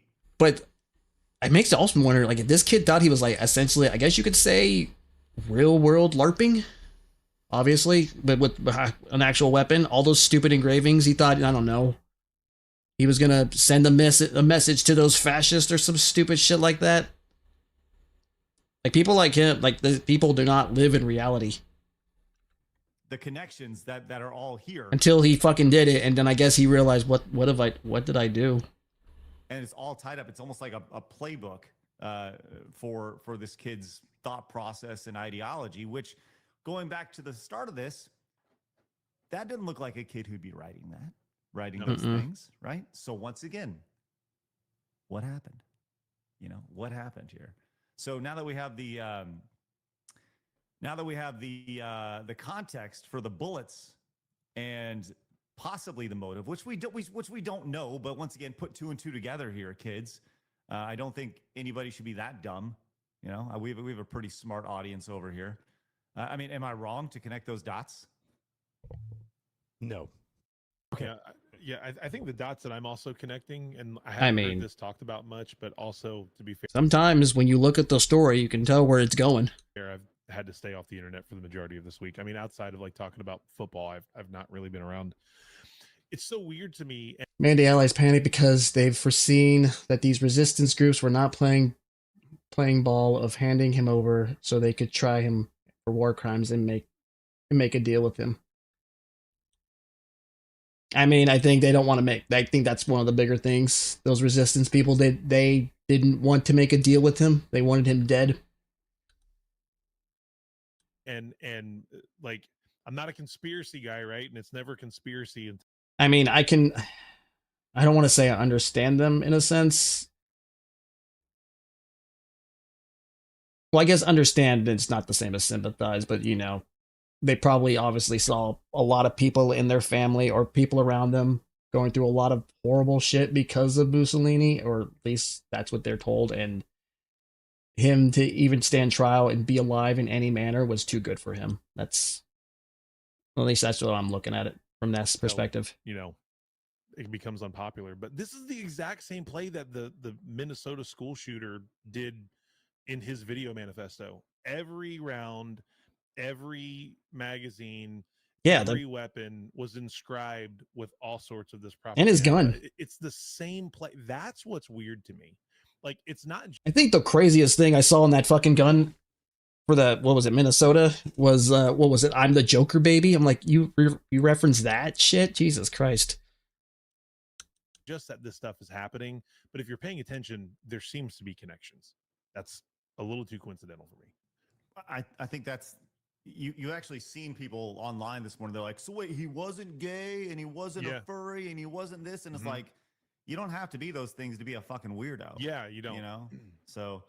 I mean, you don't necessarily know. He could have had those, or at least, you know, had those attractions for all we fucking know. Okay, so let's actually talk about that reaction. But first, actually, I do want to get to some of your support. Or I guess groomed, you could say, in his time of college. Thank you guys very much for your ridiculous support. And Artemis came in overnight with a ridiculous donation, which I'll tell you, we're going to hold off on like boob alerts and stuff, you know, because we're talking yeah, serious. that'd probably be those in a little best bit, not to do that. Once we transition to Nintendo talk and stuff. But Wes says they're remaking Fatal Frame 2 for Switch. Not sure why they're doing this the second time. There was a Wii remake in 2008. Thank you, West. Was there?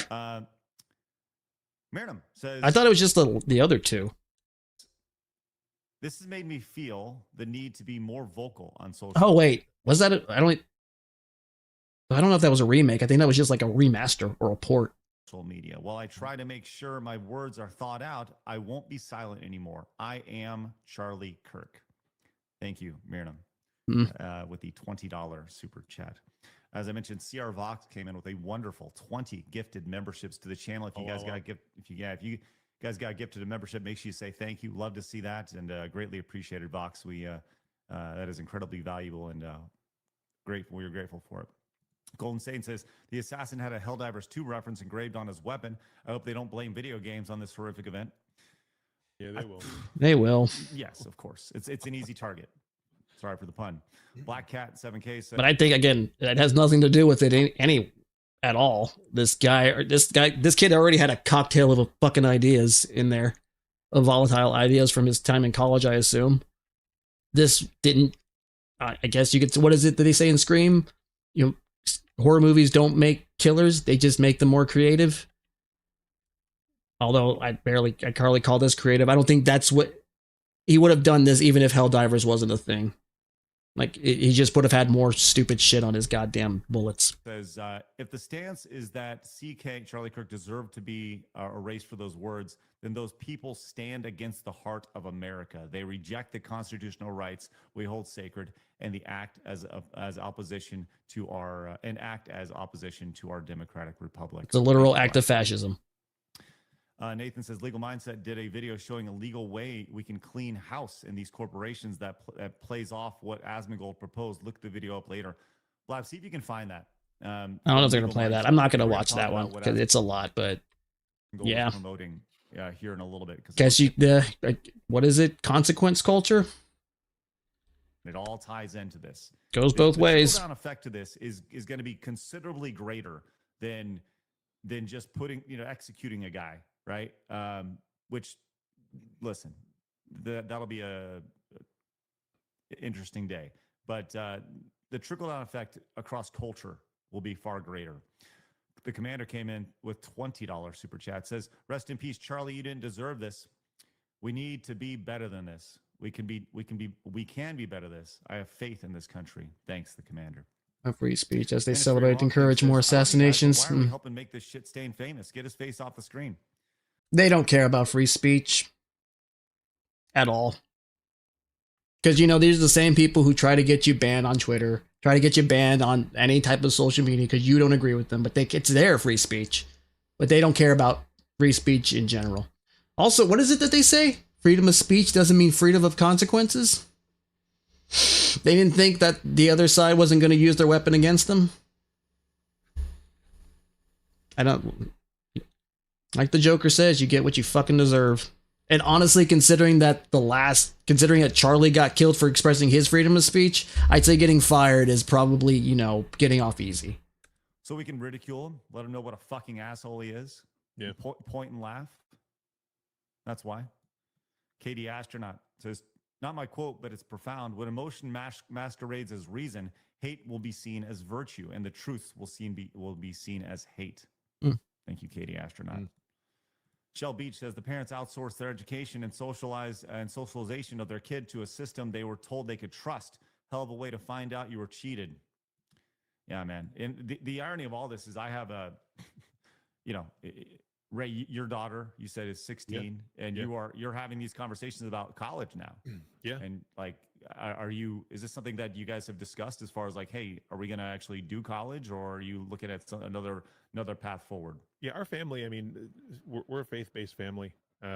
We subscribe to, have them find out what they want to do in life. Sometimes food is like the last F that we live by. You know what I mean? All good. And so my daughter, as she left as an honor student in middle school and went to high school last year, she was a freshman last year, she's a sophomore this year. She got really zeroed in on like Ivy League schools and was like really liberal Ivy League schools. And I was pretty proud of her. She ended up taking like when I was in high school, we called it AP. Down here in Florida, I don't remember what they actually call the class that she's in. Advanced placement.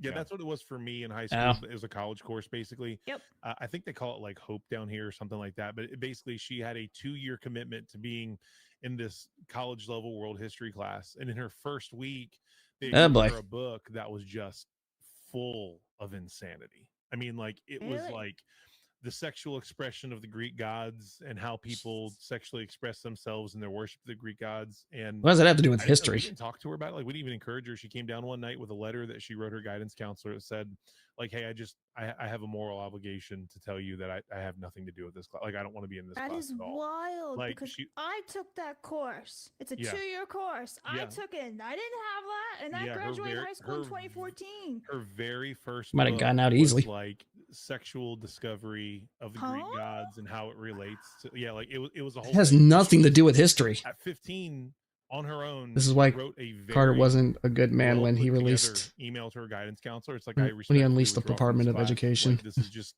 this is not something that I can. And so she came to me and I was like, hey, look, if this is your decision, I support your decision on this. And I told her, I said, you got to understand, like, the world's going to be full of this stuff, Bella. The world's going to be full of things that you do and don't agree with. There's going to be things that you're exposed to.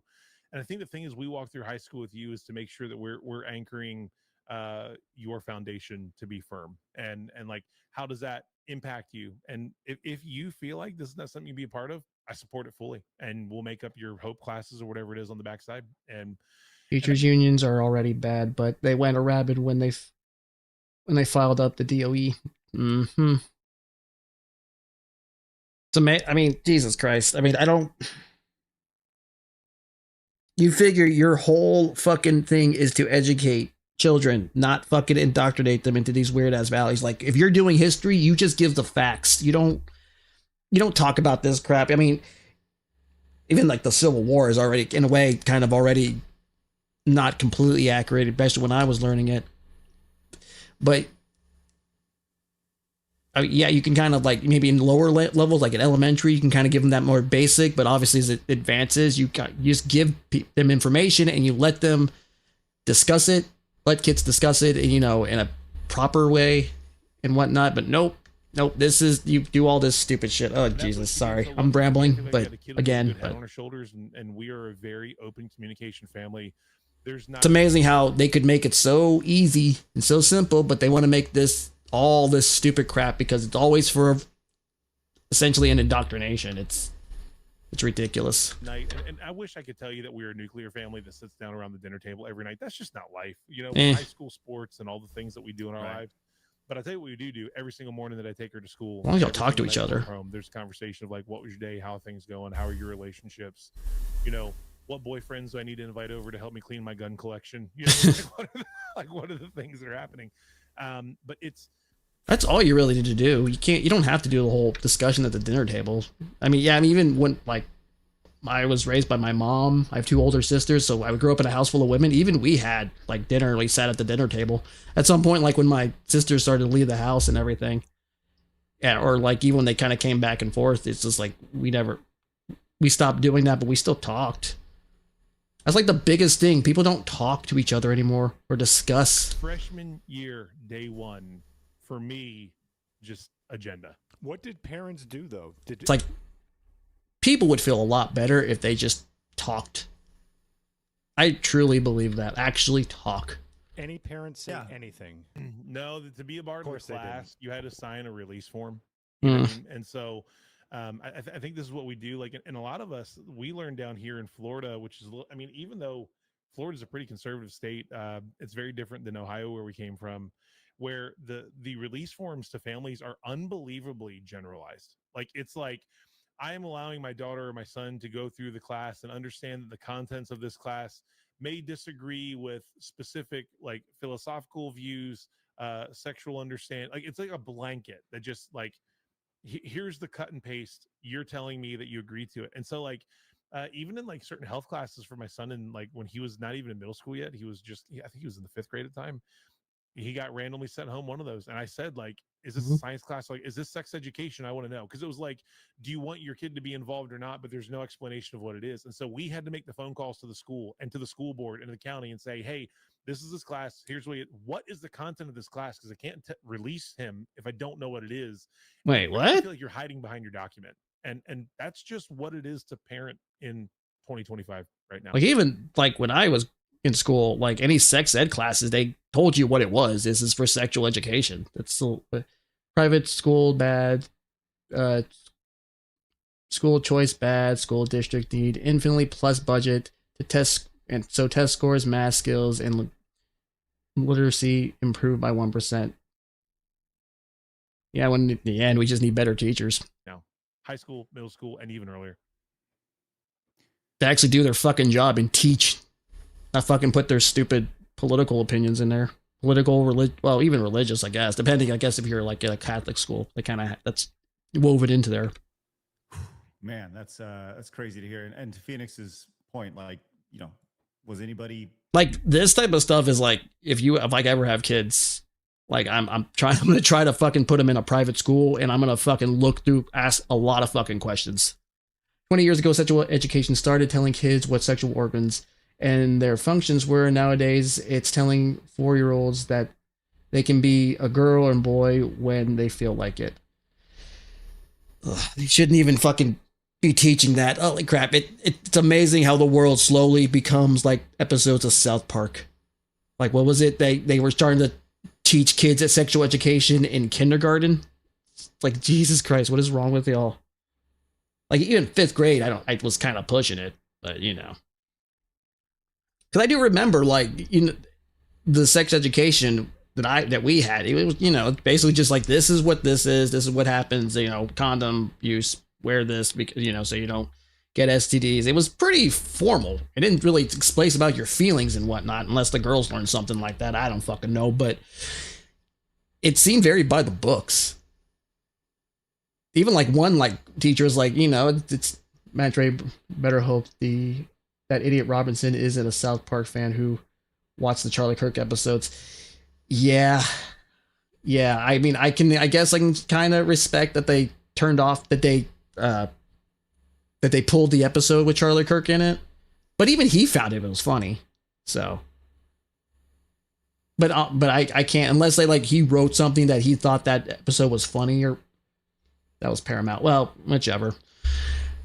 But even like unless he wrote something like somewhere that he specifically liked that episode or thought it was amazing and he hated them or something like that, then I don't think it's anything's gonna be coming of that. Don't care. They sold out for $1 billion. Yeah.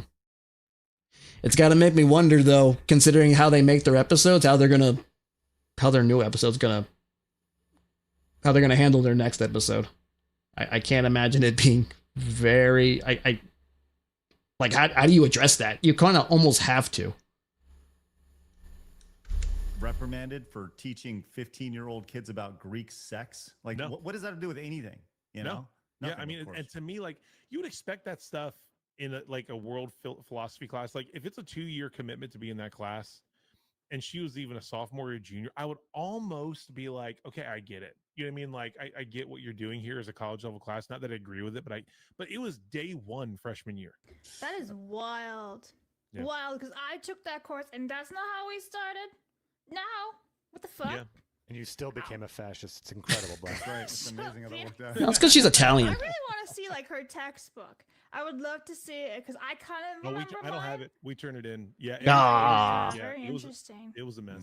Because for people who don't know, it's a 2-year program. It starts from like the very beginning of history, and it goes all the way up until like 9/11, basically over the course of 2 years. Wow, I'm mind blown by that.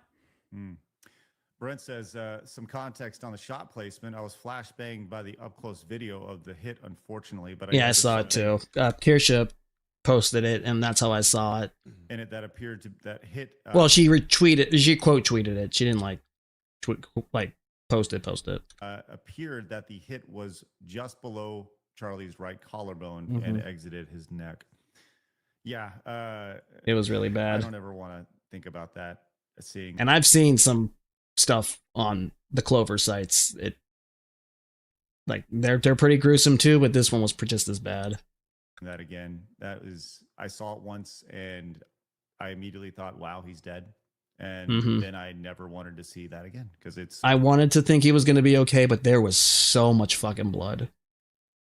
It was ridiculous. So graphic and so no interest. My mom called me crying and hopeful. And she was like, I just really hope he pulls through. And I said, Mom, did you see that shot? And supposedly, I don't know if this was true.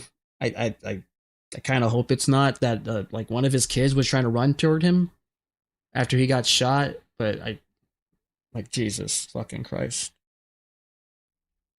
I can't imagine that. Watching someone you love get shot like that. I don't know that he made it to the ground, and I'm not trying to be vulgar about it, but that was the worst shot in regards to survivability. And so I also think it's really sad. I really have had to get off of the internet. And I got very few places you can get shot and still pull through. Their living is based off of how they produce on social media, that are all uninstalling social media this week because it's just so far gone. And you see these stories where they're like, oh, you can see where the first bullet hit the second bullet. And it's just all this garbage. It's guys, it's a microphone clip to a t-shirt. What do we? Are they trying to fucking act like this is the Zapruder films or some shit? The fuck, dude. Come on, man. And so just the stories and the misinformation and this rush on social media for everybody to be the source. Let me break the story, whether there's any accuracy to it or not. It's so freaking dangerous, man. It's so dangerous. All right. Nice seeing Chucky right there. I guess we'll play this one, then we'll go to Nintendo Direct because we got quite a few moments here. Well, like we said, there's a lot of fucking assholes who are celebrating his death, and they're fucking around, and now they're starting to find out. So today we're going to be looking at some pretty interesting stuff coming out of a sort of collaboration between various people like Asmongold, Legal Mindset, and other content creators. I'm sure an effective measure to deal with some of the violent rhetoric that has plagued social media. Now, of course, this is in the wake of the Charlie Kirk assassination, and I know you guys are probably seeing a lot of heavy topics from me on this channel recently, but I think what we're talking about here is really important, and it also affects areas we care about, like content creators as well as the gaming industry, which we'll see once again today. So, as I'm sure you're aware, after the assassination of Charlie Kirk, there was a massive amount of posts celebrating his death, but even going further and making hopefully it doesn't show him off for political violence and making direct threats. Yep, I've heard some saying to go after direct it toward his wife. I've seen some for Asmongold. I'm pretty sure there's other ones, but those are the two I've seen. Pretty fucked up. In some cases, and many of which have been deleted immediately when they got the light shine in their fucking faces. Today we're starting to really they're a bunch of cowards. The finding out stage where apparently, you can't make violent threats on social media and not suffer, whether it's at your job or legally. And a lot of people are finding out over the past day or two. Now, we've seen a lot of posts, but this is just one I saw today. This is just this is one of thousands, okay? Just to give you a taste, just so you're very clear. This is not like, oh, they're saying some mean things about Charlie. Oh God, I this want is to. what they're saying. Fine, do it. Just say it. 60 minute, whatever. What? Hurry up. 1 minute edit of like the things he said, and they're like. Oh, I took. Yeah, I read a fucking edit that was taken completely out of fucking context. Yeah, because that's how. Because your brain is so goddamn fucking small that you can only hear bite-sized fucking clips. Great. Yeah, you're so intellectual. Atrocious. That like. I bet you couldn't even name him. I bet you couldn't name a fucking thing he said. His wife deserves to go too. Y'all keep on talking about his wife and kids. They need to go too because they're carrying on that mentality and that lineage. Like, get rid of the whole family. I'm so sorry. Why did you guys stop with him? Why did you stop with him? Go get his grandma. Because who raised you? Like, your mom ought to be ashamed for breaking. You should be ashamed of yourself. I'm gonna assume this idiot fucking deleted her video too. I really fucking hope she did. Get rid for of her the sake. whole family. Like, y'all too scary. Y'all too scary for revolution. Y'all too scary for progress. Like, I don't know if this person's really violent. She just sounds really stupid though. She's obviously she said she looked at a 1 minute fucking clip. Yeah, great. Didn't actually look at the full context. Didn't actually do any other goddamn research. You fucking looked at what someone told you. What to fucking find. She's an idiot. y'all want results without putting in the work. You gonna have to take out trash to get I don't. a clean house. An absolute ghoul. Literally calling for I'd say she's a fucking idiot. more rounds of violence and wanting to essentially wipe out his entire bloodline, including his 2 young children, who I believe are between around 1 and 5 years old. These are the people making these threats. They are completely unhinged, doing it with their face showing for the world. They are proud of what they're saying because they don't believe they're going to face any consequences, and that's been nailed into their head for years because stuff like this is never punished. And this is the account of the person we just saw. It appears they deleted their video. Now they're trying to hide. Oh, she did. I have a good Fucking feeling coward. they're going to be joining the unemployment line with several other hundred of their fellow Americans, because there are actual trackers right now reporting nearly 1,000 people have lost their jobs from either celebrating the assassination or even making threats or additional calls. I've said this before. I'm actually kind of glad the people I follow haven't really said, either have said, obviously, thoughts and prayers, very cordial and nice about, rest in peace, praying for you and your family. That no one's really said anything really foul. I mean, I've had people on my timeline obviously pointing this stuff out, but they themselves have not said it. So I'm kind of happy I haven't had to unfollow these people. I don't block people. At most, I'll mute them, but I don't block people. There's no point to me. I don't like giving that person the satisfaction, because a lot of people who get blocked, they treat it like it's a victory. I just ignore them because I use the fucking tools that are on Twitter. He's like, oh, I'm not interested in this post. Okay, well, show less of this post, or I'll mute this person because they're an idiot. I don't know. And yeah, this is the finding out stage. You can't make violent threats against people and think you're going to just get away with it. And this has actually been pretty easy. We're going to show you some other tools from Legal Mindset later in this video that'll make things even easier to report some of this stuff. But this isn't like the stereotype of the guy with like extreme views from a decade or 2 ago where they're anonymous and on a random message board talking to like 3 people. No, the people doing this with Charlie Kirk, they're on Reddit. Open forums. They're on TikTok. They're on Twitch. They're on Twitter. They are on mainstream platforms saying this stuff openly and getting praise and support for it. And the reason this is so easy is because a lot of these lunatics, they're posting on accounts that have their face and even their government name. So of course, people are going to find out where they work or what they do and contact their employers or contact law enforcement. And even we have examples of people posting from their work-related accounts. They're making threats in their work capacity, and they're shocked that it has consequences. The consequences of my actions. Things have gotten. I've heard a bunch of disingenuous excuses for all of this. People are like, oh, so now we love cancel culture? First of all, those people saying that, But they would have gladly celebrated a couple years ago where people were getting their jobs taken away, deplatformed, having their lives ruined for saying something like there's two genders. Yep. These are the same people who would also, well, it's always the mental gymnastics. Like, oh, what is it? Oh, freedom of speech isn't freedom of consequences. Or, oh, what are you talking about? Cancel culture doesn't exist. There were tons of fucking articles where acting like, oh, it doesn't really exist. Now it exists. Now you're mad about it. Now you think it's a big problem because the other side is using your weapon against you. Like, I don't have any sympathy for these people. What do they say? Again, freedom of speech isn't freedom of consequences, and you're saying some really fucked up shit. This isn't like, again, like what Rev said here, it's not like there's only two genders or stuff like that, or, you know, even prayer or stuff like that. People getting fired over a joke 10 years ago go for their beliefs. Or how about, what was it? That one guy, he was like, I forget what he did.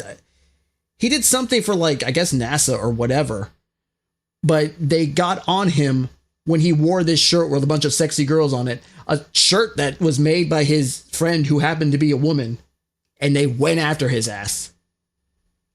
Like, are you fucking kidding me?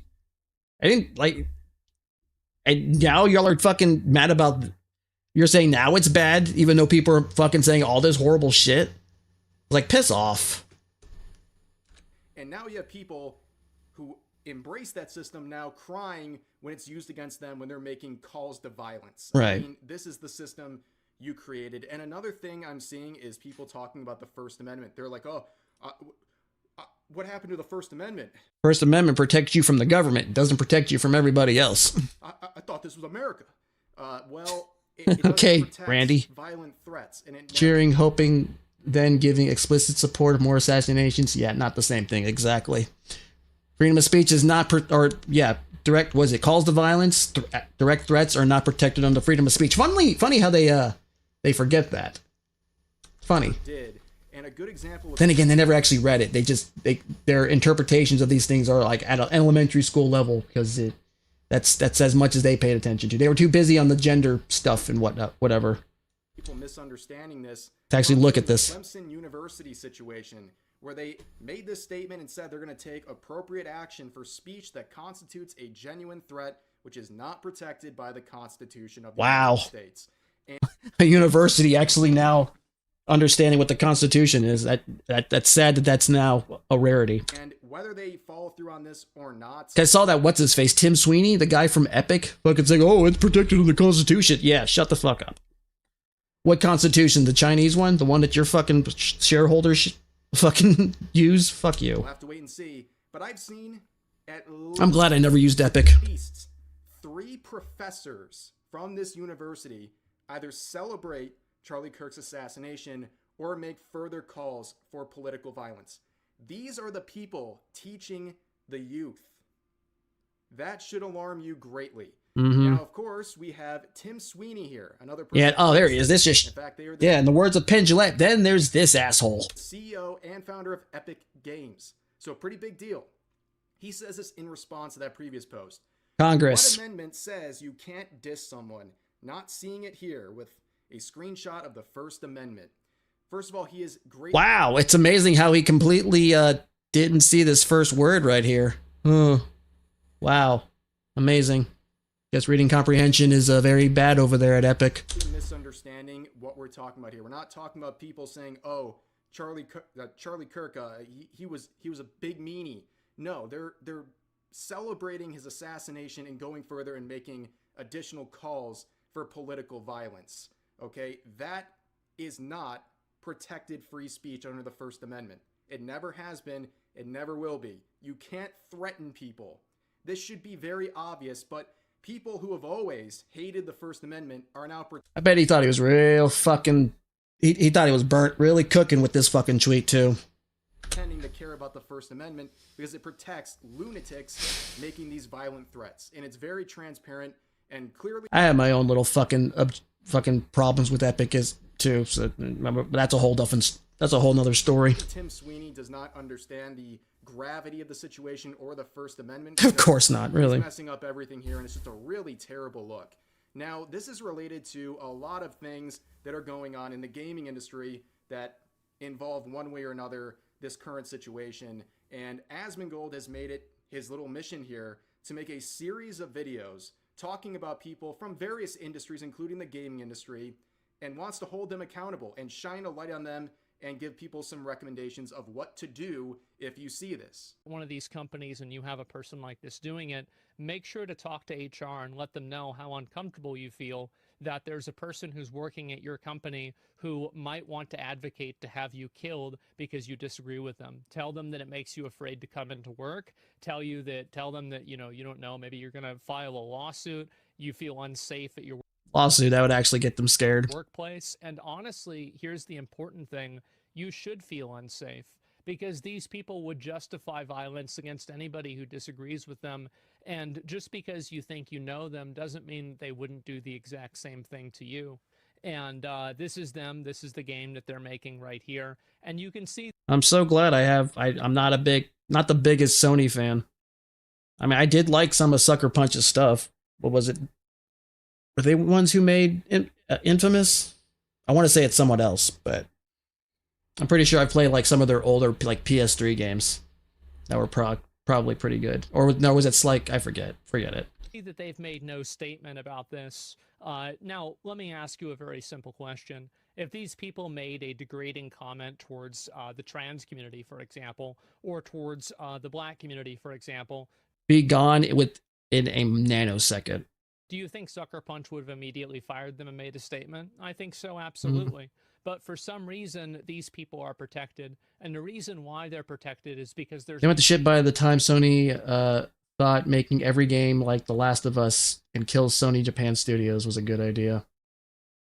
I have like zero fucking interest in any of these games. I mean, literally the only thing they could probably do to really make me come back, like ever since like fucking the whole Amy Hennig thing with what was it, Uncharted 4, I have pretty much get my own personal refusal to play any Naughty Dog games or anything like that too. I've seen gameplay, I watched my cousin play it. I will not touch that game. I will not buy any of that stuff. But that's, again, a whole nother story.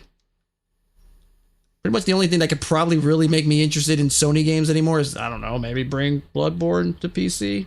There's a lot of other ones that would be about it. The exact same way that they do. That's the only logical reason that I have. And I have little interest in this game. I didn't even play Ghost of Yokai, or whatever the fuck. Ghost of Tsushima. There we go. And I think that at a certain point, I just didn't care. Or somebody needs to step in. Whoever owns this company needs to step in and root out this disease before it kills the entire company. Because I do think that it will have a tremendous... Ghost of Sashimi. Ghost of Shalashashka. Gotta go Metal Gear Solid up in this. Tremendously negative effect on the game. So like I said, this is episode 1. He's going to be making a long series of videos. Also, I really hope he's still able to be there for his dad too. I'm pretty sure I knew he felt like he had to do this because this was pretty much a big thing, a big deal, obviously. But I really hope his dad's doing well too, and he's able to help him out. About this, and he says, "I will Asmongold, that is, until they are all gone, or the companies that protect them have their reputations destroyed beyond repair. Keep joining the Twitter community. Keep sharing the posts. It's working even faster than I anticipated." And he also mentioned in there. Talk to HR, human resources. And we're going to see in just a second what the better option is according to Legal Mindset. But the reason HR is a shaky option to use if you see a coworker doing this or something like that is because, well, there's no anonymity.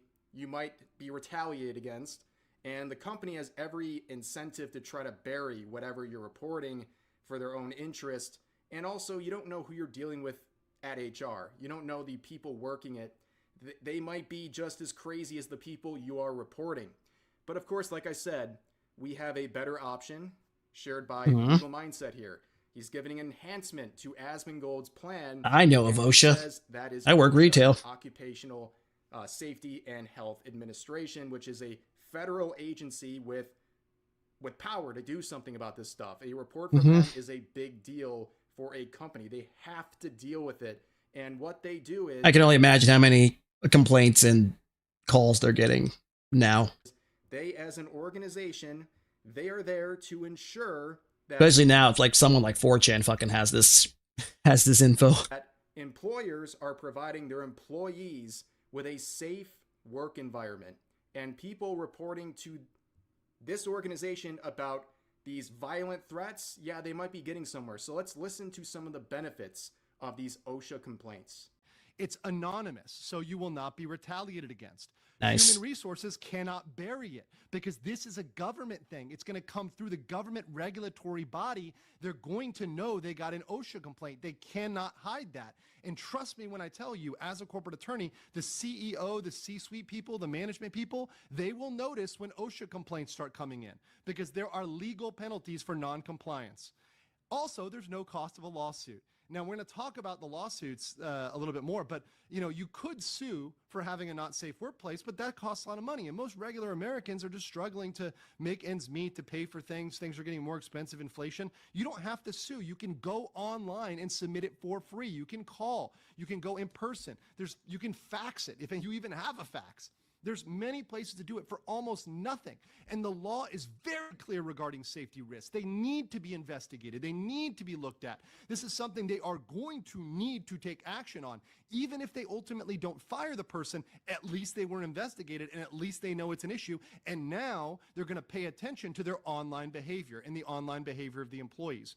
Corporate America has been sleeping on the online behavior of its employees, and now it's time to wake up. Now it is a genuine time to wake up and say, we are going to pay attention to what people are doing online and make sure that they are behaving online. So not only does this look like a very effective... I'm just going to get real busy wackadoos making this coming week online who might be your coworkers, whether it's in the gaming industry or at regular retail locations or offices, what have you. It's really effective, but also it's very appropriate. This is exactly why this system exists in the first place.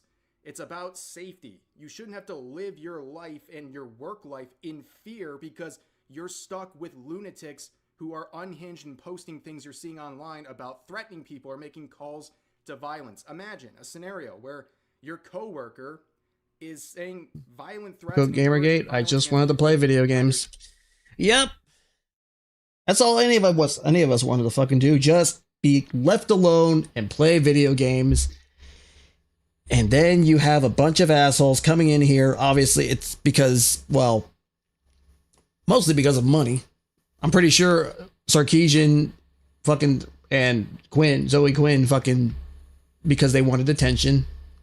Because they saw that the game industry was becoming so fucking big. It was making more than movies. And then they had to get a bit of that pie, and the only way they could really do it. I mean, Zoe tried doing it with actual games, albeit very crappy ones, but then she started sleeping with various journalists to get positive coverage for her stuff. And I think one of the fucking judges from some indie developer contest crap. And then when people say, "Hey," as journalists, "Hey, what the fuck? You're sleeping with this woman," and like you're a bunch of misogynists. You're a bunch of gross, horrible people. And then fucking Sarkeesian makes her crappy ass saga about fucking video games and whatnot.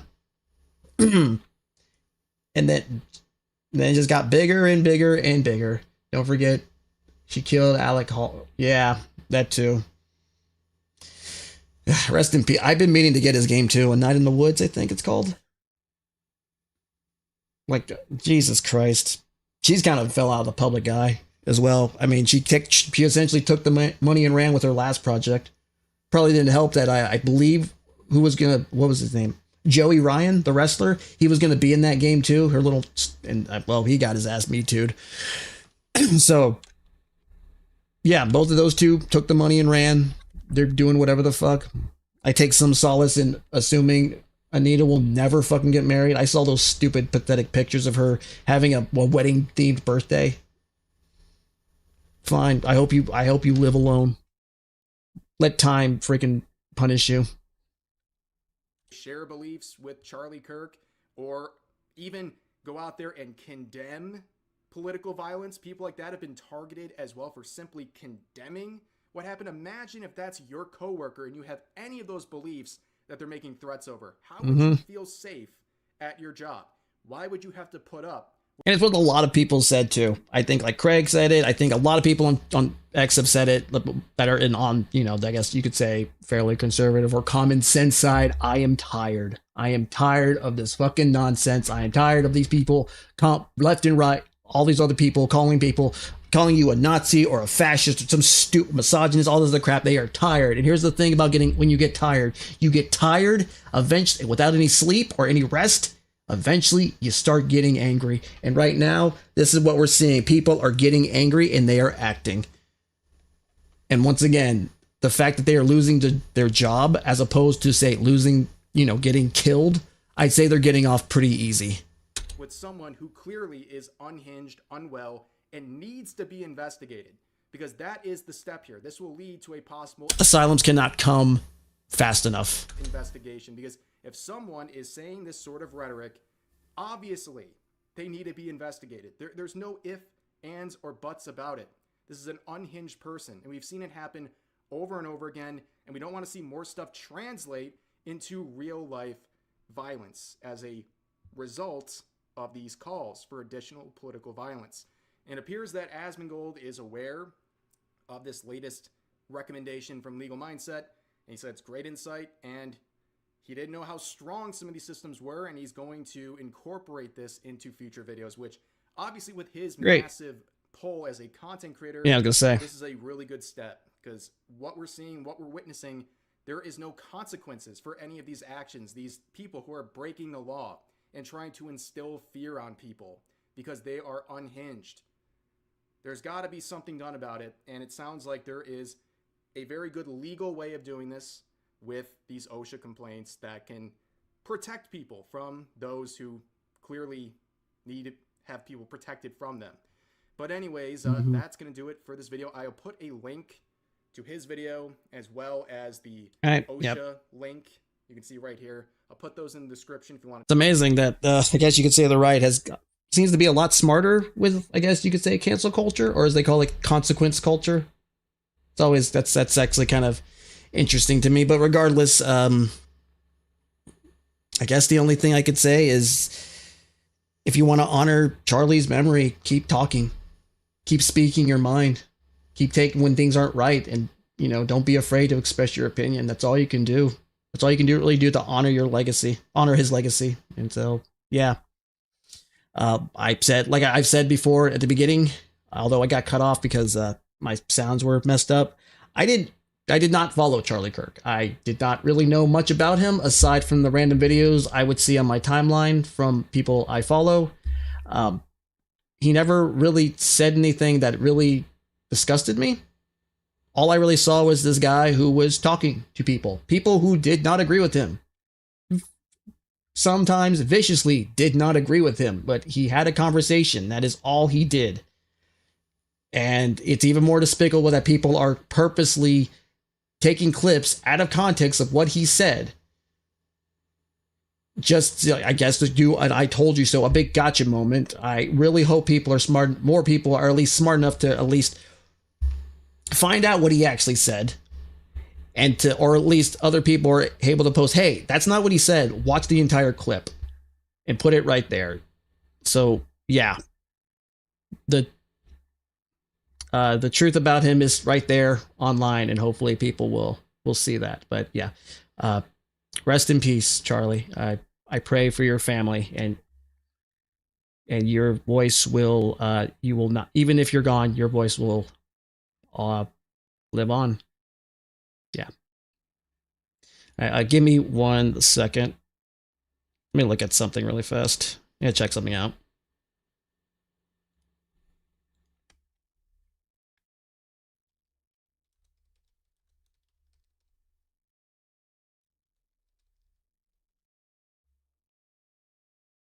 Okay, never mind. I was looking at something.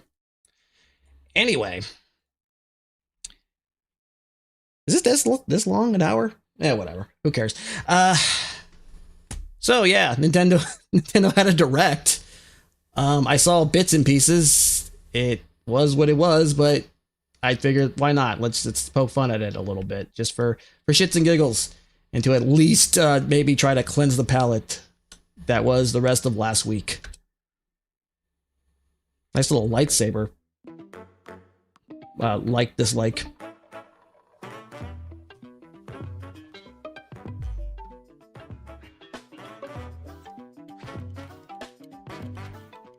Holy crap. Is this like the beginning of the direct? Jesus Christ, I didn't need all this. You could have just started it. Boom. Alright, Mario.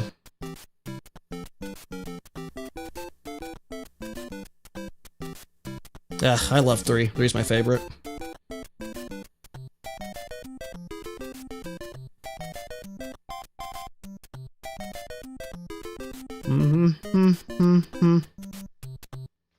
Oh, I was gonna say, is this just like the waiting part of it? Hello, I'm Shigeru Miyamoto. We'll start today's Nintendo Direct What a nice shirt. Super Mario Bros. 40th anniversary.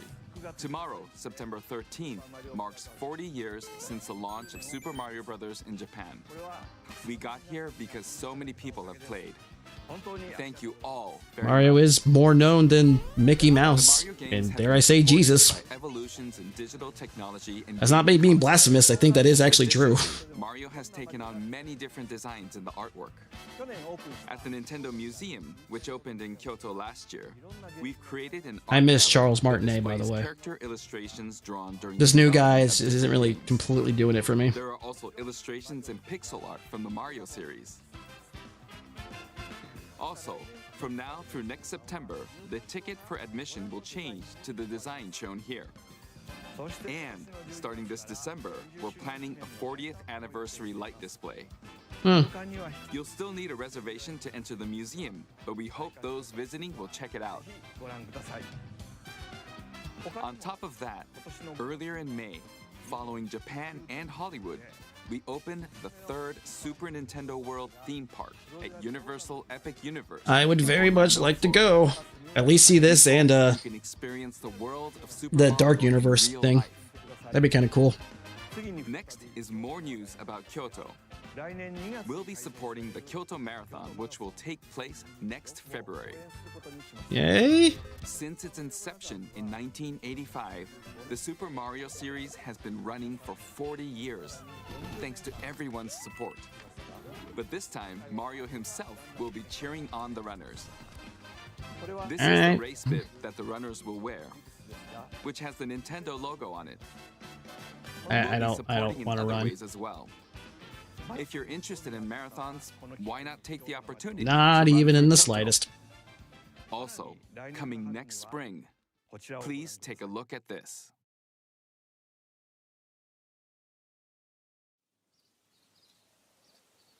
All right, next movie. I know this is supposed to be Galaxy because, you know, apparently no other games took place. 2, 3, World, nope. Oh, hey.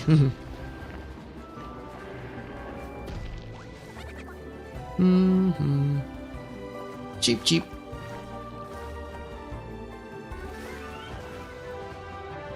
I'm guessing this means we don't get Daisy. Can't let Luigi be happy.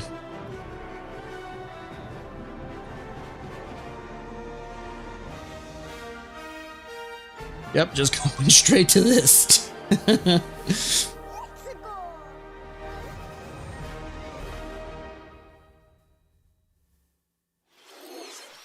The name of the Oh yeah, there were Luma.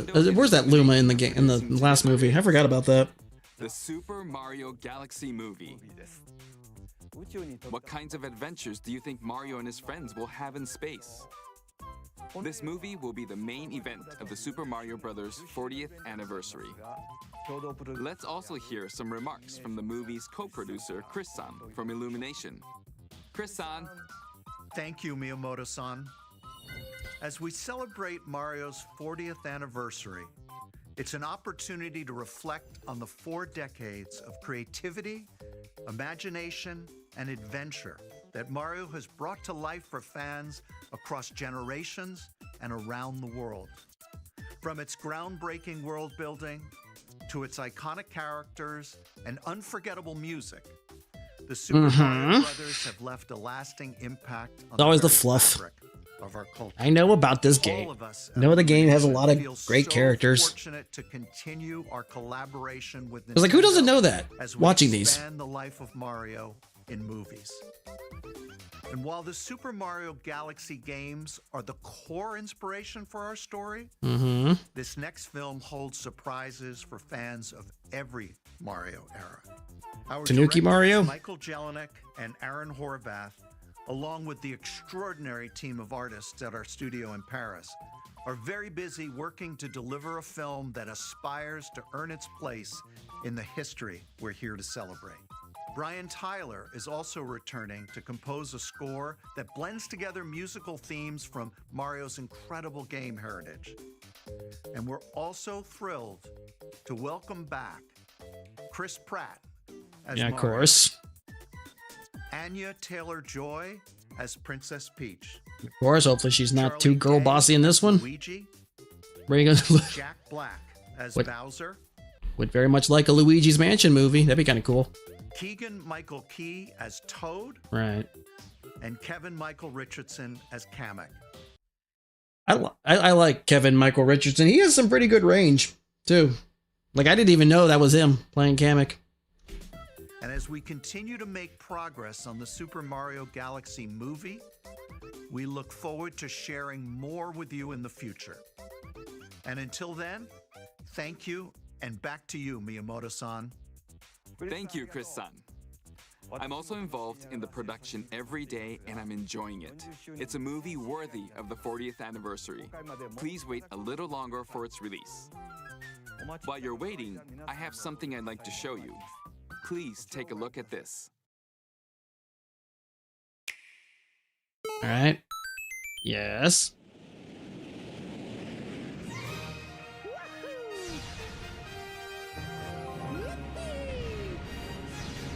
I mean, to be fair, I don't have. Well, I have the collection, the 3D collection, but I don't have two.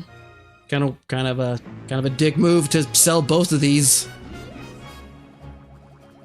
or you know, to have not have included part 2 in the last 3D All Stars game.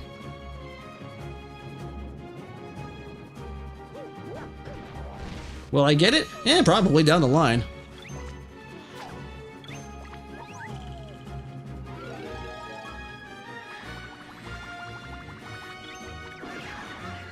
Especially if they're gonna, like, I don't know, limit it like the last one. I doubt it, but you know, you never know with Nintendo.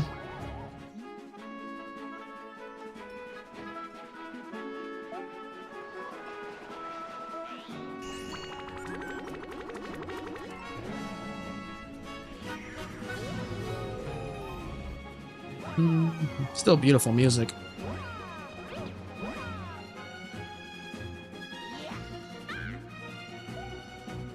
Can I just play as Luigi? That's all I really want, honestly. Like I don't have to beat the game. I can just play as him throughout. I don't know. Might be nice.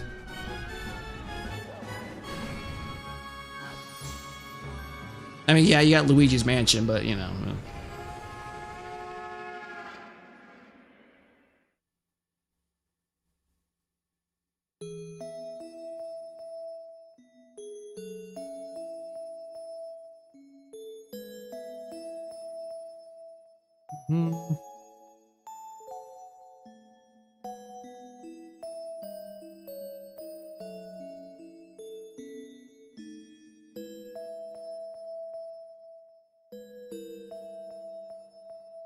Not a big fan of the box. I don't know. The box art, at least. I mean, obviously, it's just... I never liked this type of split screen type of thing. That's right. It's the game. I don't need any more amiibos. Title: Super Mario Galaxy and Super Mario Galaxy 2. Okay, I'll turn it over to the original director for Super Mario Galaxy, Koizumi-san. Hi. Hey, hello everyone. I'm Yoshiaki. Hello. From here, I'll introduce the games that will be released as part of the Super Mario Bros. 40th anniversary. First, the two games you just saw were developed around the idea of what Mario's adventures would be like in space. The planets have gravity, and seeing Mario not fall off of them while upside down was very impressive, even as a developer. The second game also returns 15 years after its original release on Wii. In Rosalina's library, you can read a storybook. It's now in both games, and we've also added new pages. We hope you're looking forward to that as well. In addition, the storybook will be available as a real-life product. That looks kind of cool, but I'd never read it. More details. There would be no point for me to have it. Even Mario Galaxy wasn't even my favorite in the series. Later today. So please. So, yeah. Super Mario I hope people who get it absolutely enjoy it. 2 will launch on Nintendo Switch, but you can play these games on Nintendo Switch too. Many other Mario titles are also available on Nintendo I think I have half of these. So if there's one you haven't played yet, why not take the opportunity to try it? Okay, let's introduce some other Mario games coming to Nintendo Switch 2.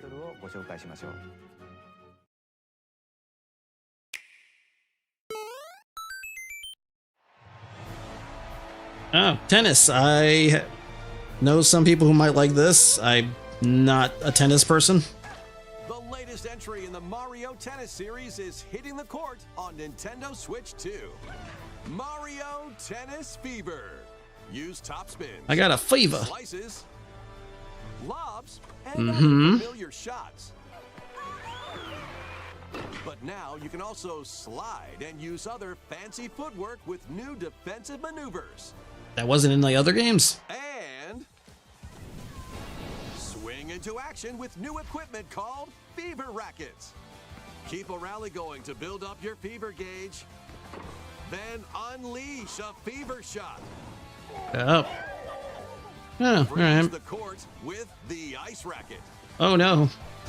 Summon mushrooms that shrink your opponents using the mini mushroom racket. I'm pretty sure there's gonna be an option to turn those off. At least I would hope so. There are 30 fever rackets, each with their own abilities. Pair them with 38 playable characters, the most in series history, to find your own strategy. Let's see the game modes being served up. A talking flower provides riveting commentary in tournament mode. Really trying to make him a thing, aren't you? Aim for the top by completing different objectives in the Trial Towers mode. Play matches with unexpected rules in Mix It Up mode. Oh. Even some where you'll experience wonder effects. In the online modes, choose between casual play with customizable rules in Online Room or Go for Glory in Ranked Matches. You can even gently swing your Joy-Con 2 controller like a racket for a more authentic experience in Swing mode. Plus, after encountering monsters on a remote island, Oh, we gave me as a story mode? Alright. kicking off a series of unexpected events in the game's adventure mode. I mean, you gotta give some content to this game, more than just tennis. Babies will need to learn how to play and defeat the monsters to return to normal. Mario Tennis Fever launches on Nintendo Switch 2 February 12th. That was Mario Tennis Fever. It features familiar tennis gameplay, but unique to this latest entry are fever shots, which change depending on your racket. Yeah, wait, we just saw that. Like, you don't really have to repeat this. So please look forward to it. Next, please take a look at this.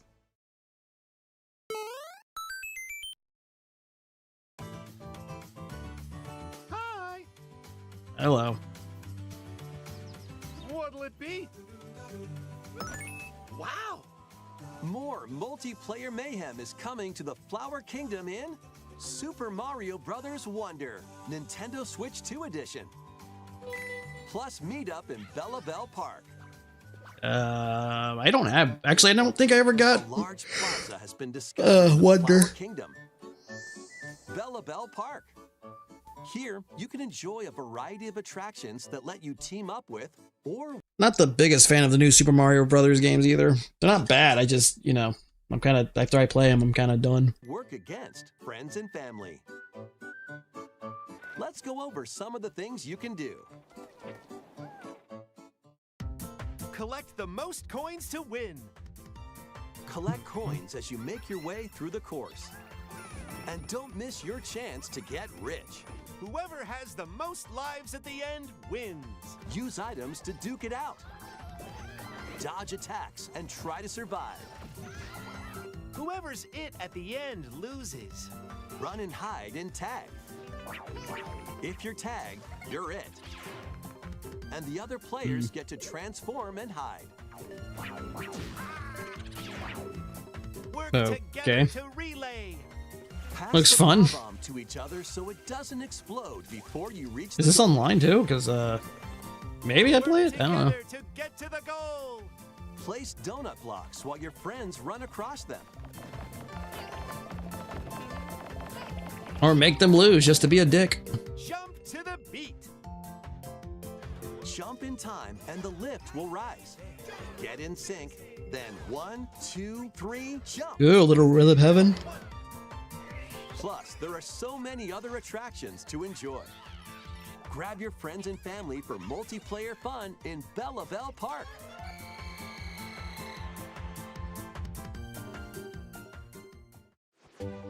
The Nintendo Switch 2 edition adds other new content as well. Look forward to more on that in the future. All right.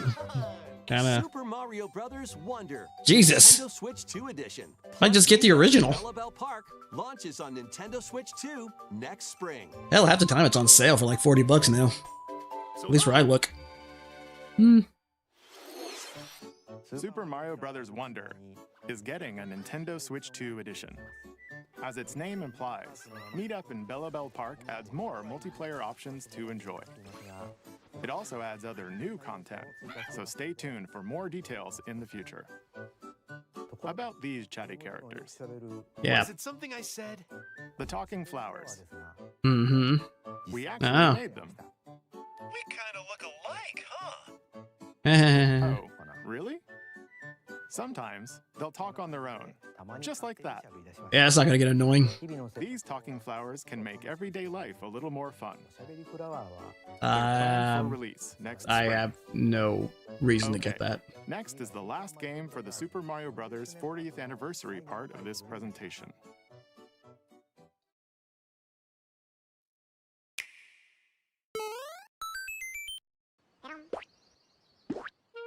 No, Yoshi. One day, on the island where Yoshi and his friends live, a talking book named Mr. E suddenly falls from the sky. It Ichikulo, looks like what? The book has information within its pages about unusual creatures. But it can't actually see what's written down. So 'Cause he can't Yoshi read- well, a jumps book that in can't to read. help investigate. Irony. First, let's study this flower-like creature.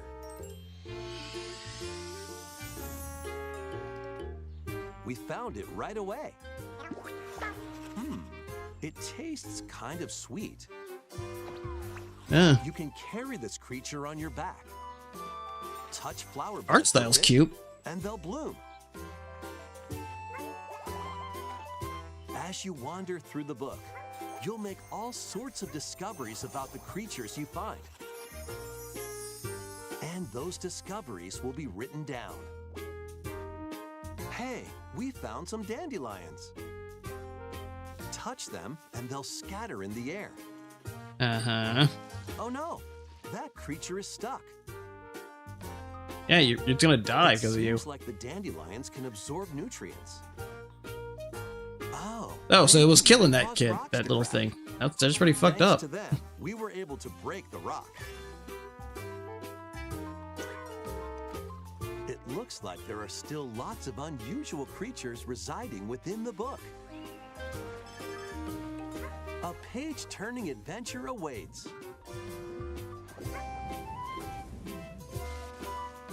All right.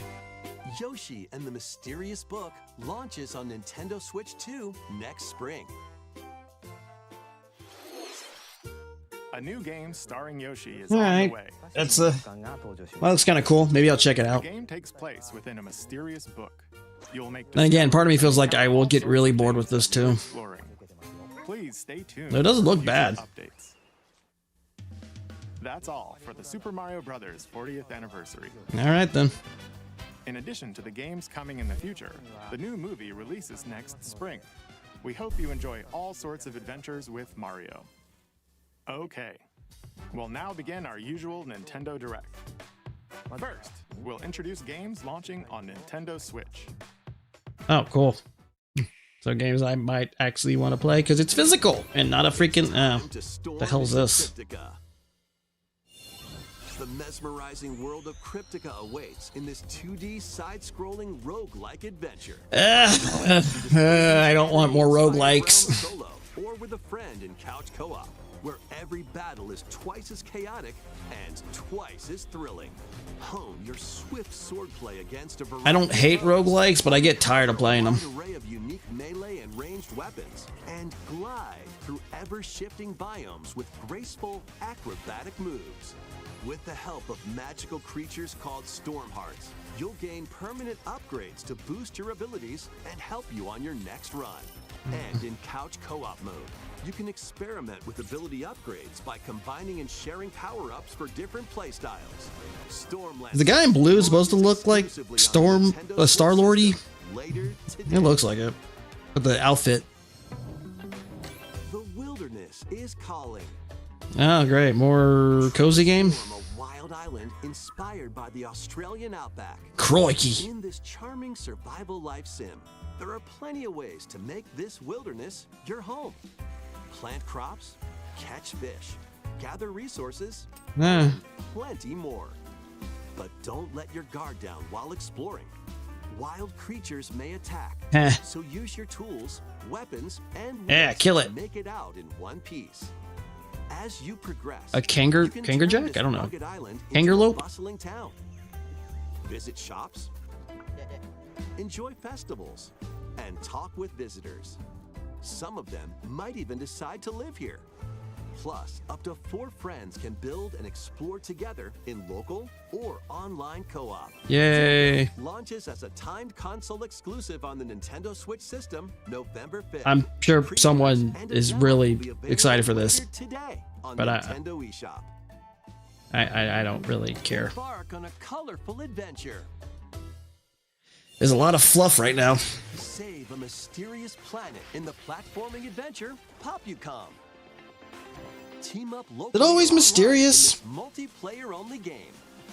On this planet, color is key. Attack enemies with the same color to defeat them. Each adventurer can only fire 2 colors, so you'll need to swap between them during battle. Timing is That critical too. seems a little. Fire colors at the right time to What's the overcome word? obstacles. You can also use items like shields to block lasers. Not overbearing. Complicated? I don't know. To create platforms. Overly complicated than it should be. Powerful bosses can be found at the end of stages. Team up to take them down. Additionally, in party mode, up to 4 pals can take on a variety of challenges together. A colorful co-op adventure awaits in Pop. It looks inventive. Launching on I'll Nintendo give it Switch that. this holiday. Tomodachi Life, yeah. I played the first one. I had the first one. It's not bad. It's fun, but you can't play it in one go. Each living their own. I don't think it's stream worthy. Unless they added a lot of crap to make it that When is the way. game coming out? Let's take a look at what's happening in the Tomodachi Life Living the Dream game. You're in charge of this island. You can create characters of anyone you'd like living here. Base them on a friend. Can you integrate them like you did the last game? Or even yourself. From the Miis you made? Once you've chosen their personality and voice, My name is Anne. your me is good to go. I can't wait to start living here. The me characters you create Ooh, horror. enjoy their island life Why are you laughing at however it? they see fit. Wonder what's up? I'm so hungry. Food for thought. There you go. Yum.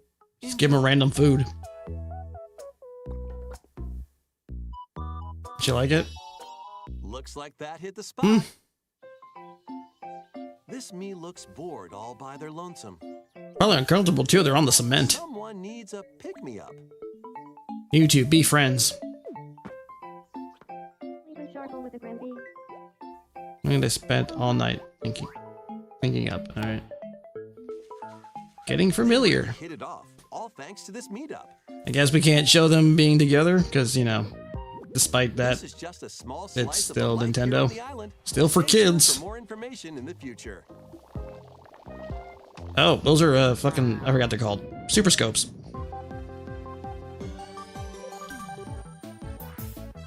We interrupt to bring you some breaking news.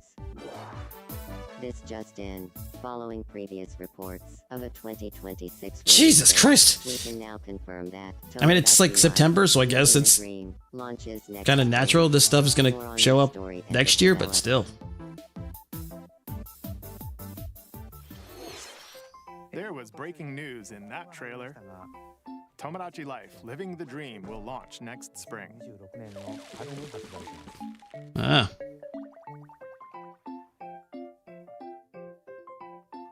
Please wait a little longer for this new dream life. Next up are games heading to Nintendo Switch 2, including some games that will also be available on Nintendo Switch. I would hope so. Because again, I don't want key cards. Dash, slash, and clash in these games. Get over here and choose your fighter in this totally collection of Mortal Kombat classics. This compilation features multiple classic games from the 90s and early 2000s, including arcade, console, and handheld versions. That's kind of cool, but this game, I heard this game doesn't have, what, Deadly Alliance? Or Deception? Not even Armageddon. I mean, I don't like Armageddon that much, but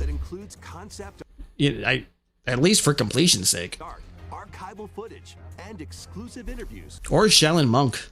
with the original creators. Prepare to test your might when Mortal Kombat Legacy Collection launches digitally on Nintendo Switch 2 and Nintendo Switch October 30th and physically December 12th. I swear to God, this is like if this is a stupid key for the Switch 2. Experience the Final Fantasy VII Remake Trilogy. I don't care about this. About 7 in general. I played the original and beat the original. I got all that stuff. I got like the Knights of the Round. You know, you had to get from that black chocobo so he can take you over the water and shit. Got all the fucking crap so I could get Omnislash and everything. I did not care. Even got Neo Bahamut, and I got it by accident. Former member of Shinra's elite soldier unit. While he's working as a mercenary, the legendary hero Sephiroth, who supposedly died on a past mission, suddenly appears.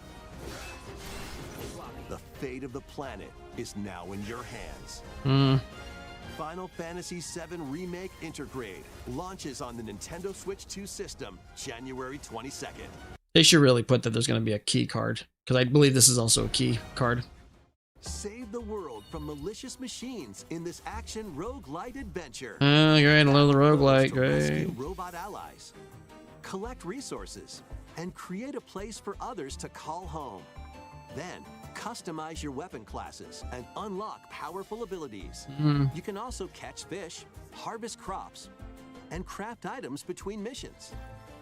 Online, you can team up with friends in co-op or via game share. Mouse controls are also supported on Nintendo Switch 2. Linked. Yay, fine. That's what I wanted. Nintendo Switch 2 and That's what's going to sell me on this. Mouse support. Oh, Hades. Speaking of roguelike. Well, daughter of Hades, princess of the underworld, 'twould seem that you are finally prepared. Yeah. But time itself itself is against us. And war has come to Mount Olympus. Shall you rush now to your family's defense? I mean, there's definitely effort in this. I just can't bring myself to care.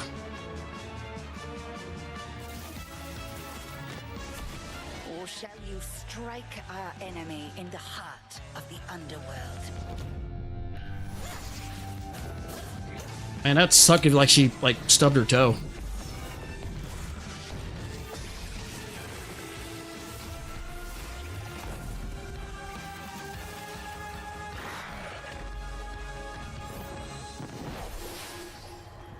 You know me, Headmistress. Nope. Not at all. I'll do both. Alright there, girl boss. Death to Kronos. I don't know who that is. The game? Is that bad? Battle beyond the underworld of Greek myth in Hades 2. Play as the princess of the underworld to take on the sinister titan of time. Music, music, to show how badass I am. The Sister Blades, the Moonstone Axe, the Witch's Staff, and more. The Siren Scream. I To don't know. ensnare your enemies and gain the upper hand. Along the way, the gods of Olympus will grant you new skills and abilities. Mix and match to find the most powerful combinations. Just like every other roguelike game. Each time you set out, you'll be faced with different choices. And you'll keep growing stronger and unlocking new upgrades. Oh, that's a novel. What a novel Discover new concept. secrets and unravel the story. On Nintendo Switch 2, experience the action in up to 120 frames per second in TV mode. Hades 2 launches first for consoles on That's probably the most Nintendo impressive Switch thing 2 and for Nintendo this. Switch, September 25th. 120 frames. Good job. New amiibo figures ride in. Yay. The Kirby I might Air get Rider this game, is honestly. coming This actually soon, looks kind of fun. and 2 new amiibo are also on the way. Tap them to summon figure players that you can train. Oh, we doing this again from Smash Brothers? Your figure players will level up as they compete, and their machine's proficiency level will also increase. Plus, with the amiibo, you can swap riders. Just like in the game, you can choose your rider and machine. Levels are also That transferred sounds over. really expensive. These 2 new amiibo will be available November 20th, the same day as the game's launch. Be on the lookout for even more Kirby Air Riders amiibo updates in the future. More expensive. A second Kirby Air Riders Direct, hosted by the game's director, Mr. Sakurai, is also on the way. I love you, Sakurai, but Jesus, I ain't doing all this.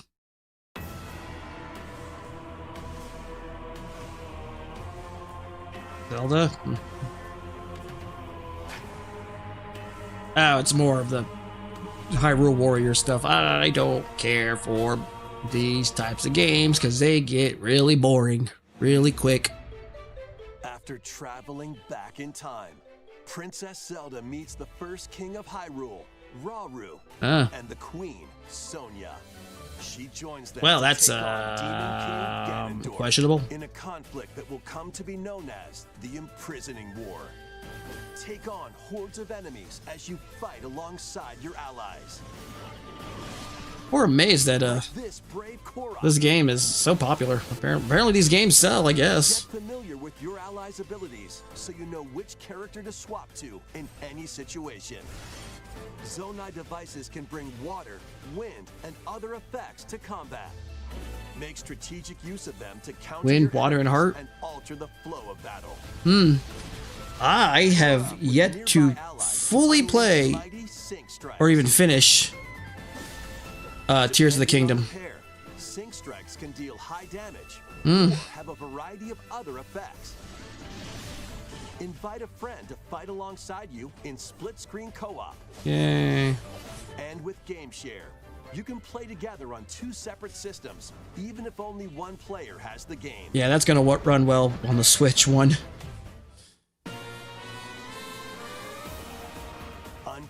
ancient truths that were only glimpsed in The Legend of Zelda: Tears of the Kingdom. Which you'll have to play in order to get this crap. Hyrule Warriors: Age of Imprisonment launches on Nintendo Switch 2 November 6th. Pre-orders begin later today on Nintendo eShop. I can't wait not to play it.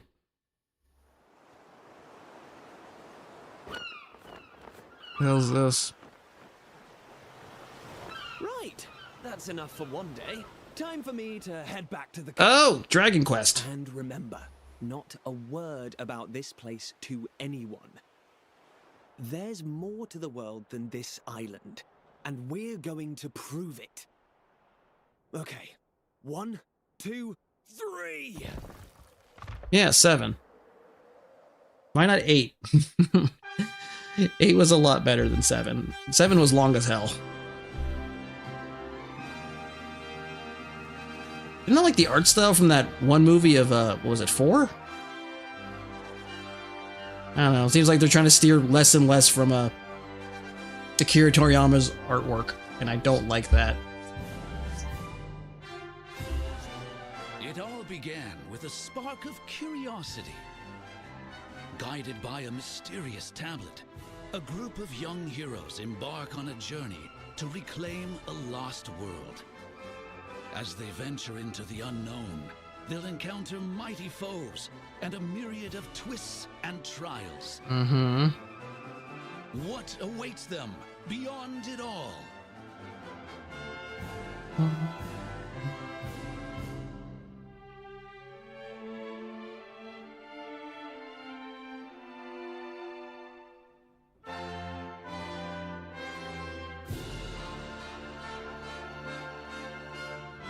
They got some really big heads. Like, I feel like that's not... They're a little... Like, that's not how they should look? I don't know. Like, they still have some, obviously, Toriyama artwork in there, but it's like, you kind of try to mix it up with some of the crap. And it doesn't look right. World, here we come. Oh, next year, damn. That was Dragon Quest VII Reimagined. On both of them, I think. We hope you're looking forward to If it is, I'm getting the Switch version. I can't imagine this game fitting on a fucking cart. They're gonna give you a stupid key. the journey ahead in this reimagined world. Now, we'd like to announce 2 things. First, here's some news about the Nintendo Today smart device app. I have this stupid thing on my fucking phone and I never use it. The app continues to deliver all sorts of information about Nintendo games and characters on a daily basis. And we're adding a new Kirby theme. Oh, yeah, finally. We're also delivering information regularly about Kirby Air Riders leading up to the game's release. So please Alright. check that out. Secondly, we have news about Nintendo Switch Online Plus expansion pack. Please take a look at this. Oh yeah, I know what this is. I heard it.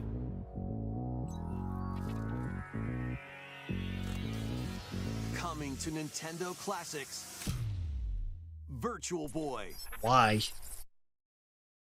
You'll be able to enjoy a collection of Virtual Boy games mean, in stereoscopic. Yeah, apparently they had some good... There were some decent games like this and like Wario World. Was it Wario Land? And Nintendo Switch. In order to play, you'll need this dedicated accessory. This recreates the form of the original Virtual Boy. It looks hardware nice. by inserting a console to play. Both Nintendo Switch 2 and Nintendo Switch are supported. I have zero desire to play this stupid thing or buy this dumbass thing. I mean, even you, so you got to pay the fucking monthly fee, or not monthly fee. Well, you can pay monthly, but you got to pay the fucking Nintendo online service, and you got to pay for this stupid ass thing just to play fucking virtual console crap. No. No. Play Mario's Tennis. Not to mention the fucking Switch doesn't already has a really bad battery life. I can't imagine you playing this very long. Well, I mean, you couldn't play very long either because goddamn, this thing will fuck up your eyes. All right. You got like the okay. Telero Boxer and more. Not War. I was gonna say not Wario Land. It's like you have like only 4 good games in this. Well, I heard Jack Bros is pretty good actually. Tetris, yeah. These are like probably the only games that are mildly enjoyable. The 14 classic games shown here are planned to be released over time. Or you can just, hack your goddamn 3DS and get that, what's it called? A Red Viper. And you actually change the color so it's not gonna fuck your eyes up. Virtual Boy Nintendo Classics is scheduled It's not bad. to launch February 17th. But the games are very, very shallow.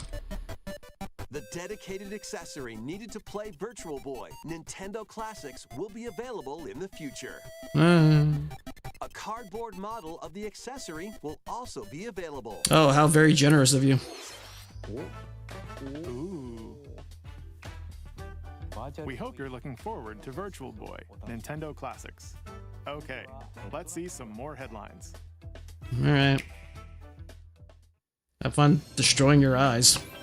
The Crimson Butterfly There we go. soars again. Minakami Village, a place said to have vanished from the map. I gotta play this game. Fatal Frame is like the one series that kind of evaded me, mostly because I didn't have a PlayStation 2. So I really wanted to get more into this series.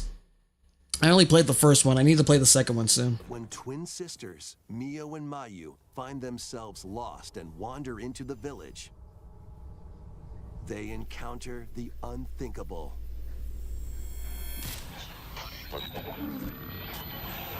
The victims of a past tragedy.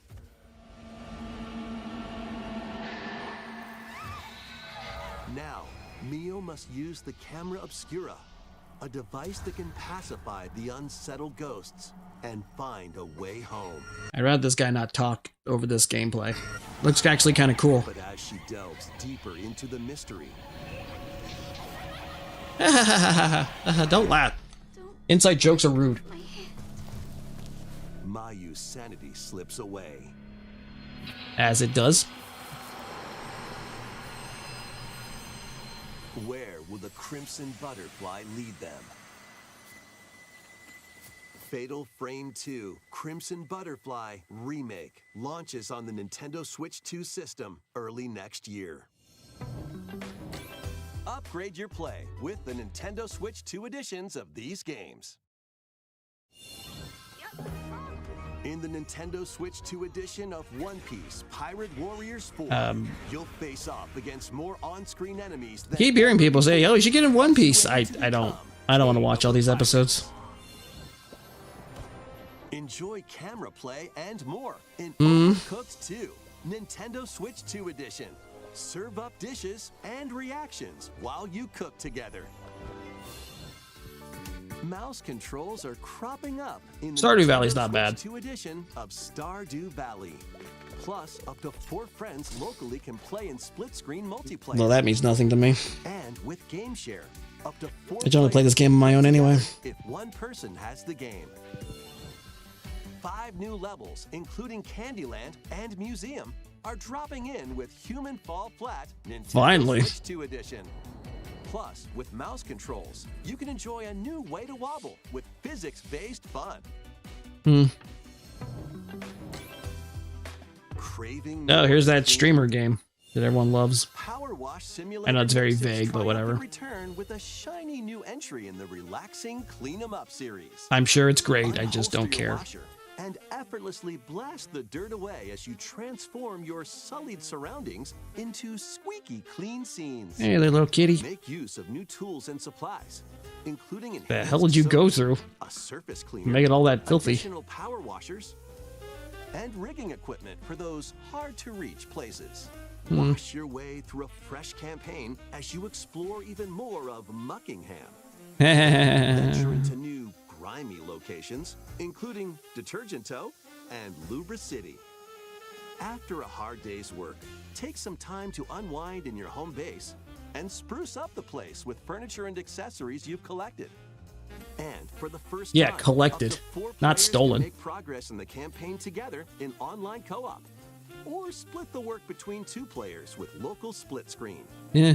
Very I look forward to seeing some streams of this, of collabs, or whatever the fuck, you know what I mean. clean to your heart's content when Power Wash Simulator 2 launches on the Nintendo Switch 2 system this fall.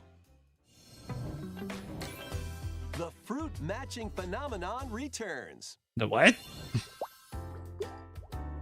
Suika Game is back and rounder than ever. All right. This time, the fruit falls toward the center of a circle, and you can drop it from any angle. It's 360 degrees of fruit dropping fun. If you combine fruits a certain number of times, it's super evolution time. When this is active, you can earn bonus points based on the number of fruits you merge. I feel like this could have been that little sizzle reel they like to show every now and then in the middle of these presentations. With the Nintendo Switch 2 version, you can play with others locally via GameShare. This allows you and up to 3 players to drop and merge fruit together in co-op. Rotate, aim, and go for the watermelon when Suika Game Planet launches on Nintendo Switch 2 and Nintendo Switch this winter.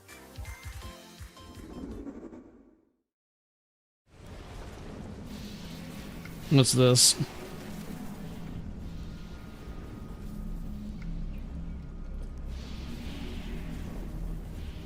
Not that game by From, right?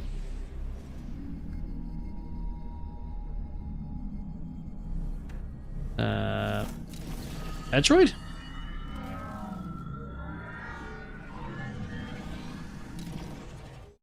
Oh, okay. Not a racing game, is it? Or is this just 4? Oh, it's gonna be open world? Alright. That's impressive? I don't know. But like you're just gonna is it's gonna be like what is it? Not Tears of the Kingdom, Breath of the Wilds, where you're just kind of a lot of empty environments. Maybe you see some random enemies and whatnot. That's kind of cool though.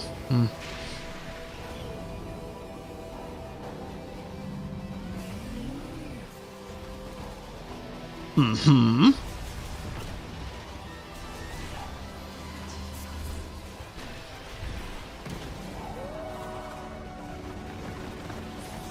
Oh, that looks kind of cool.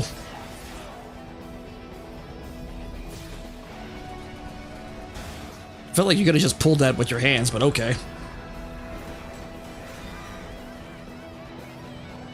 That's that guy from Hunters. I forgot his name. I think he was in the other ones, but I don't remember. I have not played Metroid in a while, since Dread, which was pretty good. December 4th, oh, a day after my birthday. Ooh, an art book. Maybe I'd get that. Oh, Silex. Okay, I thought it was something like that, like Stylus. I was gonna say Stylus, was like, that sounds stupid.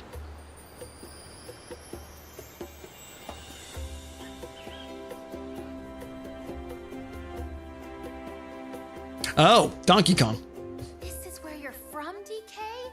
Yo-hoo. This is beautiful. I have Donkey Kong Bonanza, but I have not played it. I have not even touched it. You barrel around DK Island, the home of some familiar faces. I've been trying to get through Pokemon. I have the DLC for it, and I haven't. I've been trying to catch everything so I can get the what's this with the Roaring Blood Moon, whatever the fuck the Ursaluna, the other Ursaluna. That's what I was trying to catch. And if you finish the main game story, Void Kong will offer you a position in the ranks of the Void Company. What do you think? Your mission? I probably should get on playing this though. Green ore as you can in Emerald Rush. Meet your emerald quota within the time limit to clear each round.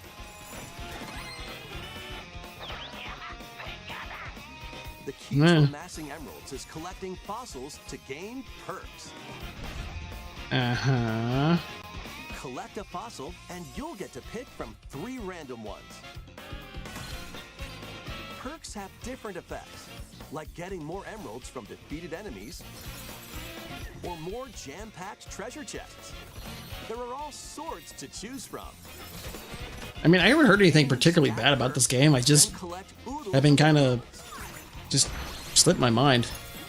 I had like so many goddamn Switch games here. I think like over, it's at least 90. I don't think I have 100 just yet. I'm getting there, but like they're always on sale too. Like Target or Walmart always has like a 1 game or 2 games on clearance. Even Amazon has a few like first party games that are like $30 or 40. Vanadium gems to gain random skills. Like I got Mario Golf for like 20 at a Target. I was like, why not? During your run.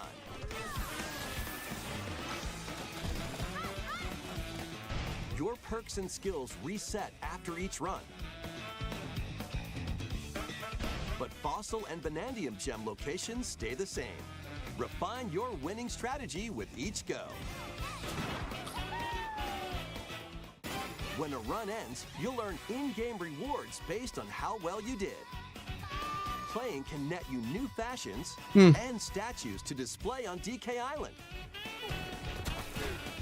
Plus, you'll get to play Emerald Rush on more layers. Take on the challenge to earn that promotion. The Donkey Kong Bonanza, DK Island, and Emerald Rush paid DLC launches on Nintendo Switch 2 later today. Oh, right. A free demo of the main game will also be available on Nintendo eShop later today. Well, I have the game, but thanks, cool. Donkey Kong Bonanza is getting paid DLC. I feel like you should put the demo before the game comes out. It would entice people more to buy it on release. Look forward to collecting lots of I don't know. in Emerald Rush and exploring this modern take on DK Island. Next, please take a look at this. What do we got?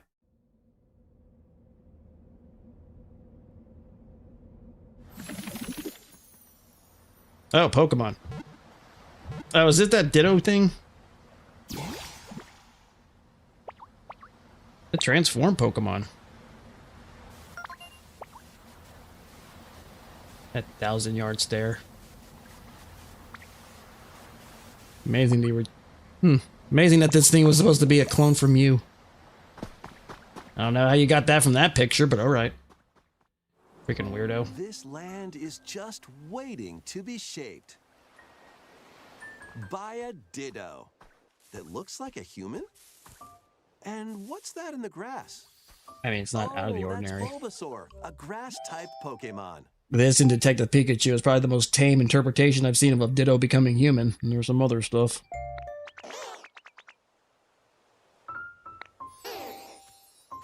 Loves grass and leaves. What's this? Looks like Ditto's got an idea. Yeah, I'd be freaked out too, Bulbasaur. Bulbasaur. By learning this move, you can make grass grow. Alright. Squirtle's water gun will keep it all healthy. As Oh, hey, Cat nature Miner. flourishes, so do the Pokemon. Be careful. My tail, blah, blah, blah.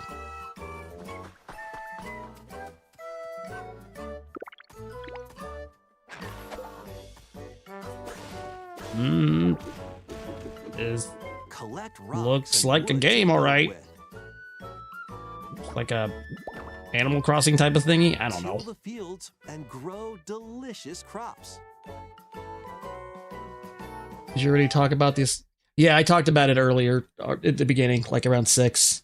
That's fine. This is kind of like toward the end already. I'm just watching the direct because need something to cleanse the palate. Build homes for the Pokemon you meet. There's so much to do here. I don't know what the hell that was.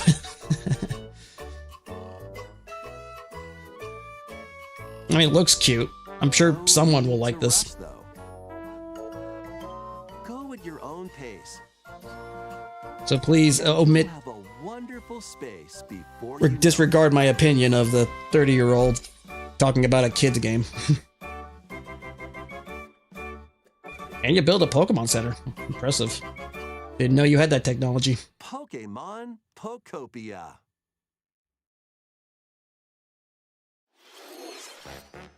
A brand new Pokemon game is coming to Nintendo Switch 2. We hope you're looking forward to Pokemon Pokopia, where a Ditto with a human appearance builds a new life with other Pokemon. Next, we have information about another Pokemon game, which launches very soon. Oh, X and Y, whatever the fuck it's called. My boy Totodile. I do have this pre-ordered. Brokey.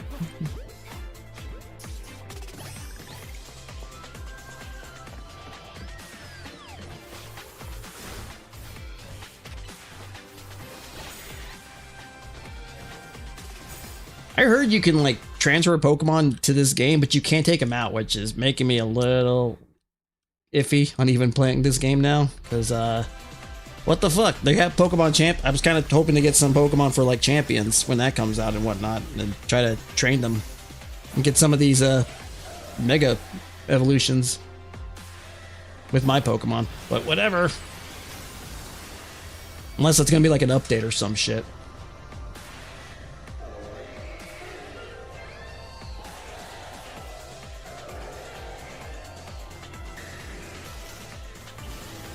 I'm not too disappointed in that Dragonite Mega Evolution.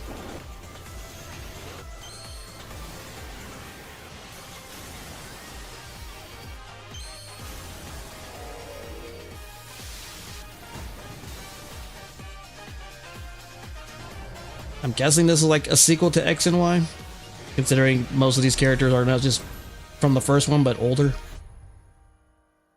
I hope it's not bad. I actually liked Arceus. It was pretty fun. It appears that new Mega Evolved Pokemon have been discovered in Lumio City, where people and Pokemon live. Pokemon Legends ZA launches October 16th. We have one more Pokemon trailer. Please take a look. Oh, okay.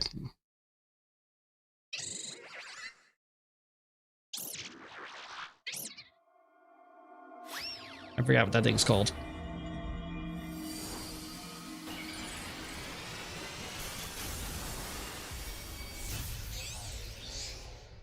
Yay, I don't use Raichus. The only one I have is my team is a Alola Raichu. Or the one I've ever actually leveled up properly. Probably would have looked a lot. Oh wow, DLC for a game that's not even out yet. That's not gonna piss people off. Pokemon Legends ZA is getting paid DLC called Mega Dimension. Really pushing it, aren't you, Nintendo? Raichu has 2 different Mega Evolutions. How do you think they'll perform? More details will be shared in the future. Let's move on to some more headlines.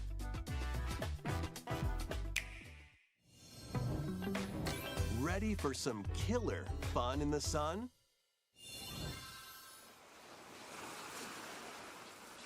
The hell is this?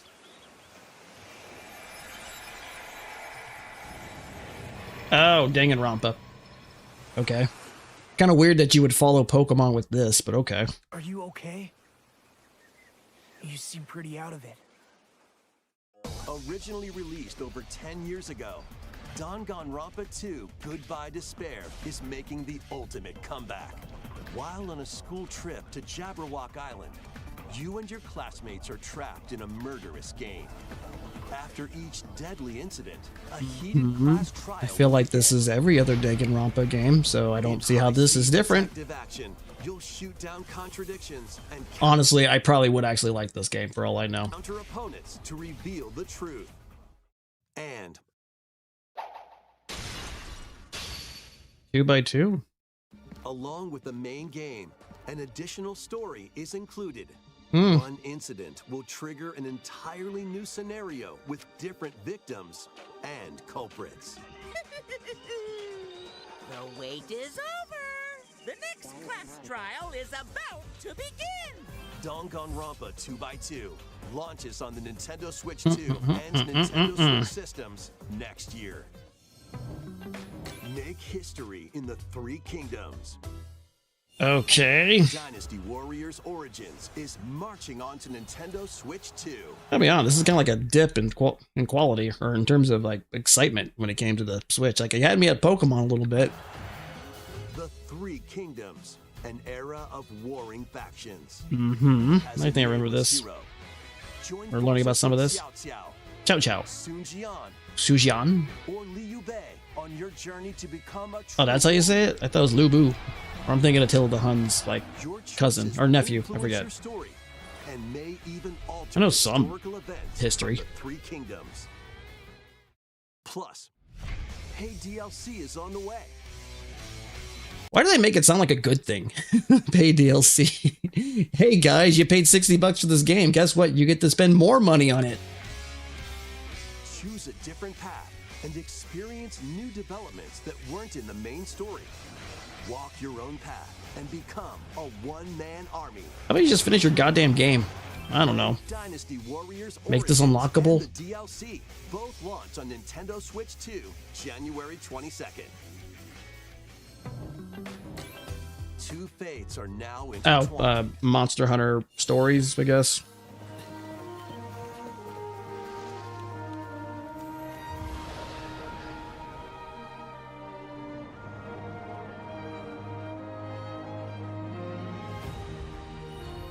Welcome to the sprawling world of Monster Hunter. Really? They're only at 3. I feel like they should have been further down the line. With certain creatures called monsties. You can traverse the land, Monsties. climb cliffs, swim across water, I like how they just switch out. and fly through the air as you freely explore the map. Well, that's my job done. However, a strange phenomenon that causes petrification now threatens the world. Mm-hmm. It's up to you to venture. I feel like I've heard this synopsis a million times, but a strange force is plaguing the city. Forth and find the source of the danger in order to prevent total calamity. Raise your monsties, bond with them, and work together to face whatever stands in your path. Excuse me. Monster Hunter Stories 3, Twisted Reflection, Hmm. soars onto Nintendo Switch 2, March 13th. Numbing Outlook. See, I can make up titles too. Ooh, here's our sizzle reel. I don't know what that is.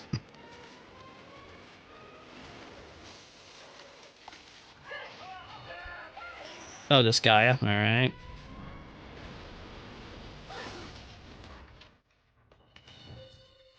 Football club. I don't really care for soccer.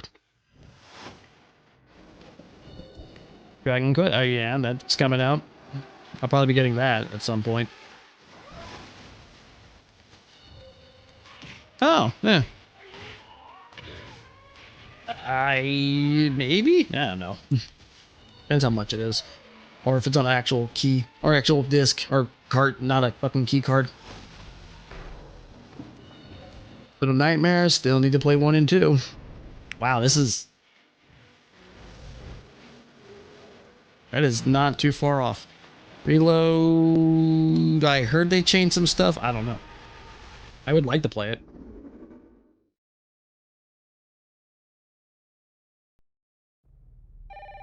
Oh. Oh, Resident Evil 9?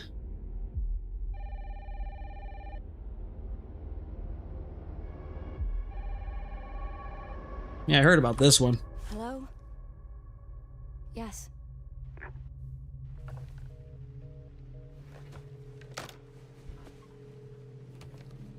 Who was it? Dunno. They asked for Miss Ashcroft and then they hung up on me. Rude. Capcom made this?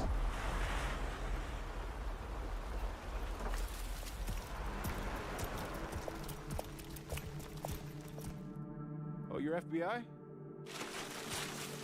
Investigating all these strange deaths, huh?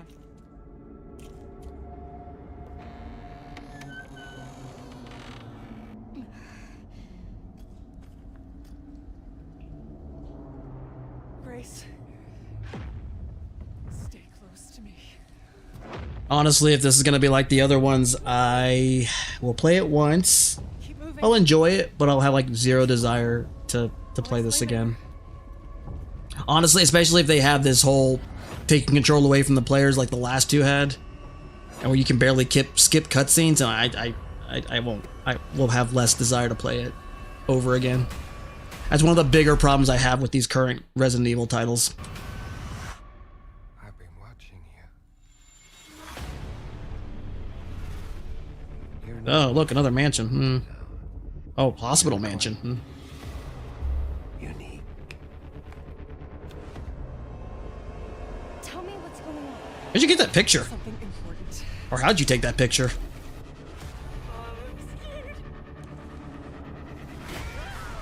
Grace.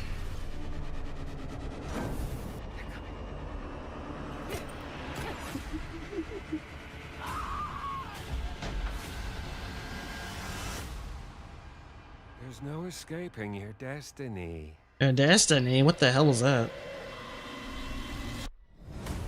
Sounds like he was trying to do Peter Lorre, but didn't really sound, but not really.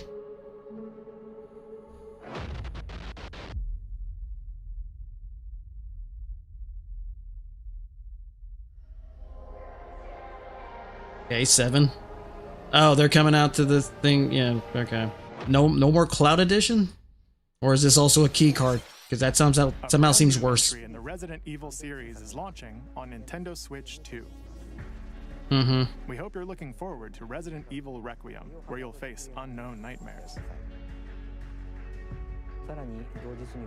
I would actually be genuinely impressed if they could actually put the whole game on the fucking cart and not be a card. I know I'm harping about these key cards, but those are so stupid. Plus, Resident Evil 7 Biohazard, the first in the series with a first-person perspective. Like what? There's like maybe 1 or 2 games that are third party that are actually on the disc or on the cart. One being Cyberpunk, which actually works really well too. I was actually really impressed. And Resident Evil Village, which broke new ground for the series, also launched. But we're not going to explain how. The same day. Aside that we put it in first person and made the game more narrow. Thank you for at least the first game. At least 7, not so much 8. watching so far. 8 was just like, hey, let's try doing Resident Evil 4, but werewolves. Next will be our last announcement. Please take a look.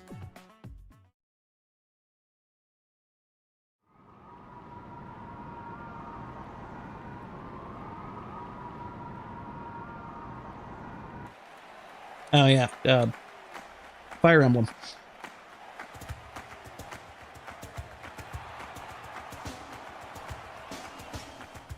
Bold warriors, draw now upon your strength.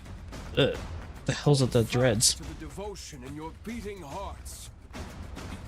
Hear me now as I declare that the heroic games have begun. All right, there, beefcake.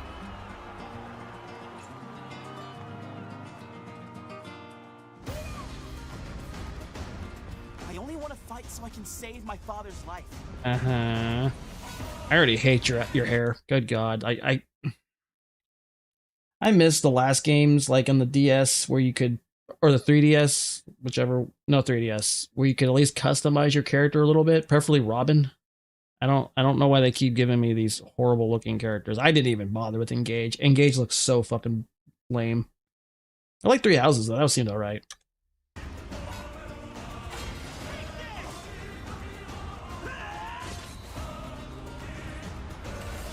What I seek is a great strength.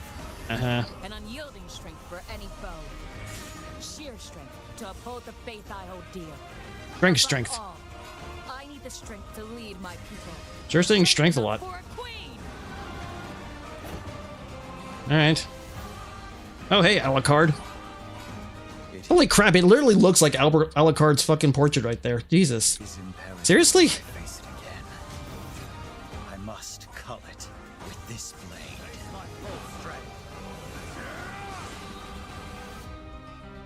I don't even care what his name is. I'm just gonna call him Alucard. There's a man I hate so much that simply killing him will not satisfy. Oh, you a dancer? For that reason, I refuse to die. Mm-hmm. I won't let you hurt her!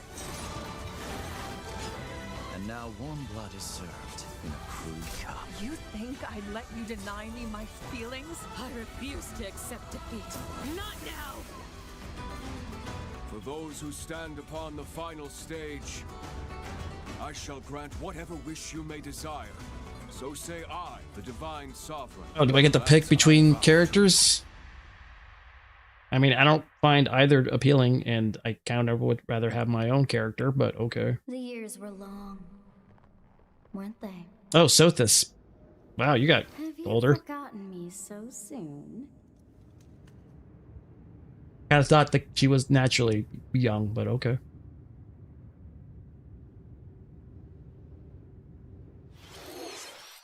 That was the trailer for Fire Emblem Fortune's Weave, the latest in the series. This intertwining story happens alongside the thrilling, heroic games. What kinds of stories await? Please stay tuned for future updates. That's all for today's Nintendo Direct. All right. Wow. Thank you for watching. That was a direct. I never really have much expectations for these, and usually that's the best way to go about these things. Fatal Frame obviously looks fun. I'll probably play that. Pokemon, probably still do that. Kirby. There's some games in there that I'm like, maybe I'll check them out, but I'm not like, oh my god, it's day one purchase, except Fatal Frame maybe. But yeah, I think that is a stream for today. I'm like about past 3 hours. Kind of a weird way to end it, but hey, what are you gonna do? Like I said, I thought it was gonna be a short stream, but I really did talk a lot about that Charlie Kirk stuff. I will most likely edit that segment and put it on my channel, because there are some, like toward the beginning, you'll probably see that I kind of my browser's volume was not on, so I kind of restarted a few things. But yeah, I wish I joined earlier, but it was fun to catching up. It's cool though. Don't worry. I'll have that. I'll have it back. I'll re-upload. Well, not re-upload it. I'll edit out edit in the Charlie Kirk video, and I'll put it on my channel, because, like I said, there were some technical difficulties, but and there were some interesting discussions. But yeah, that's a stream. That's a stream for today. I will be back again on Saturday. I actually have 2 games to play. Hopefully, I can finish both of them before next week. I'm gonna try and see if I can maybe do one on Friday. I don't know. It depends on what happens, but hopefully I want to try to, because I feel like one of these is gonna take a little longer. And what next week I think is gonna be Silent Hill F. So definitely we got to play that. But yeah, hey Cap, thanks for hanging out and showing up, even if it was for a little bit. And DGL Zombie, if you're still around, thank you for the follow and for hanging out on Twitch. And Torch, always a great pleasure to see you. But as I always say, I've been Joe. I thank you all very much for watching, and I will see you next time.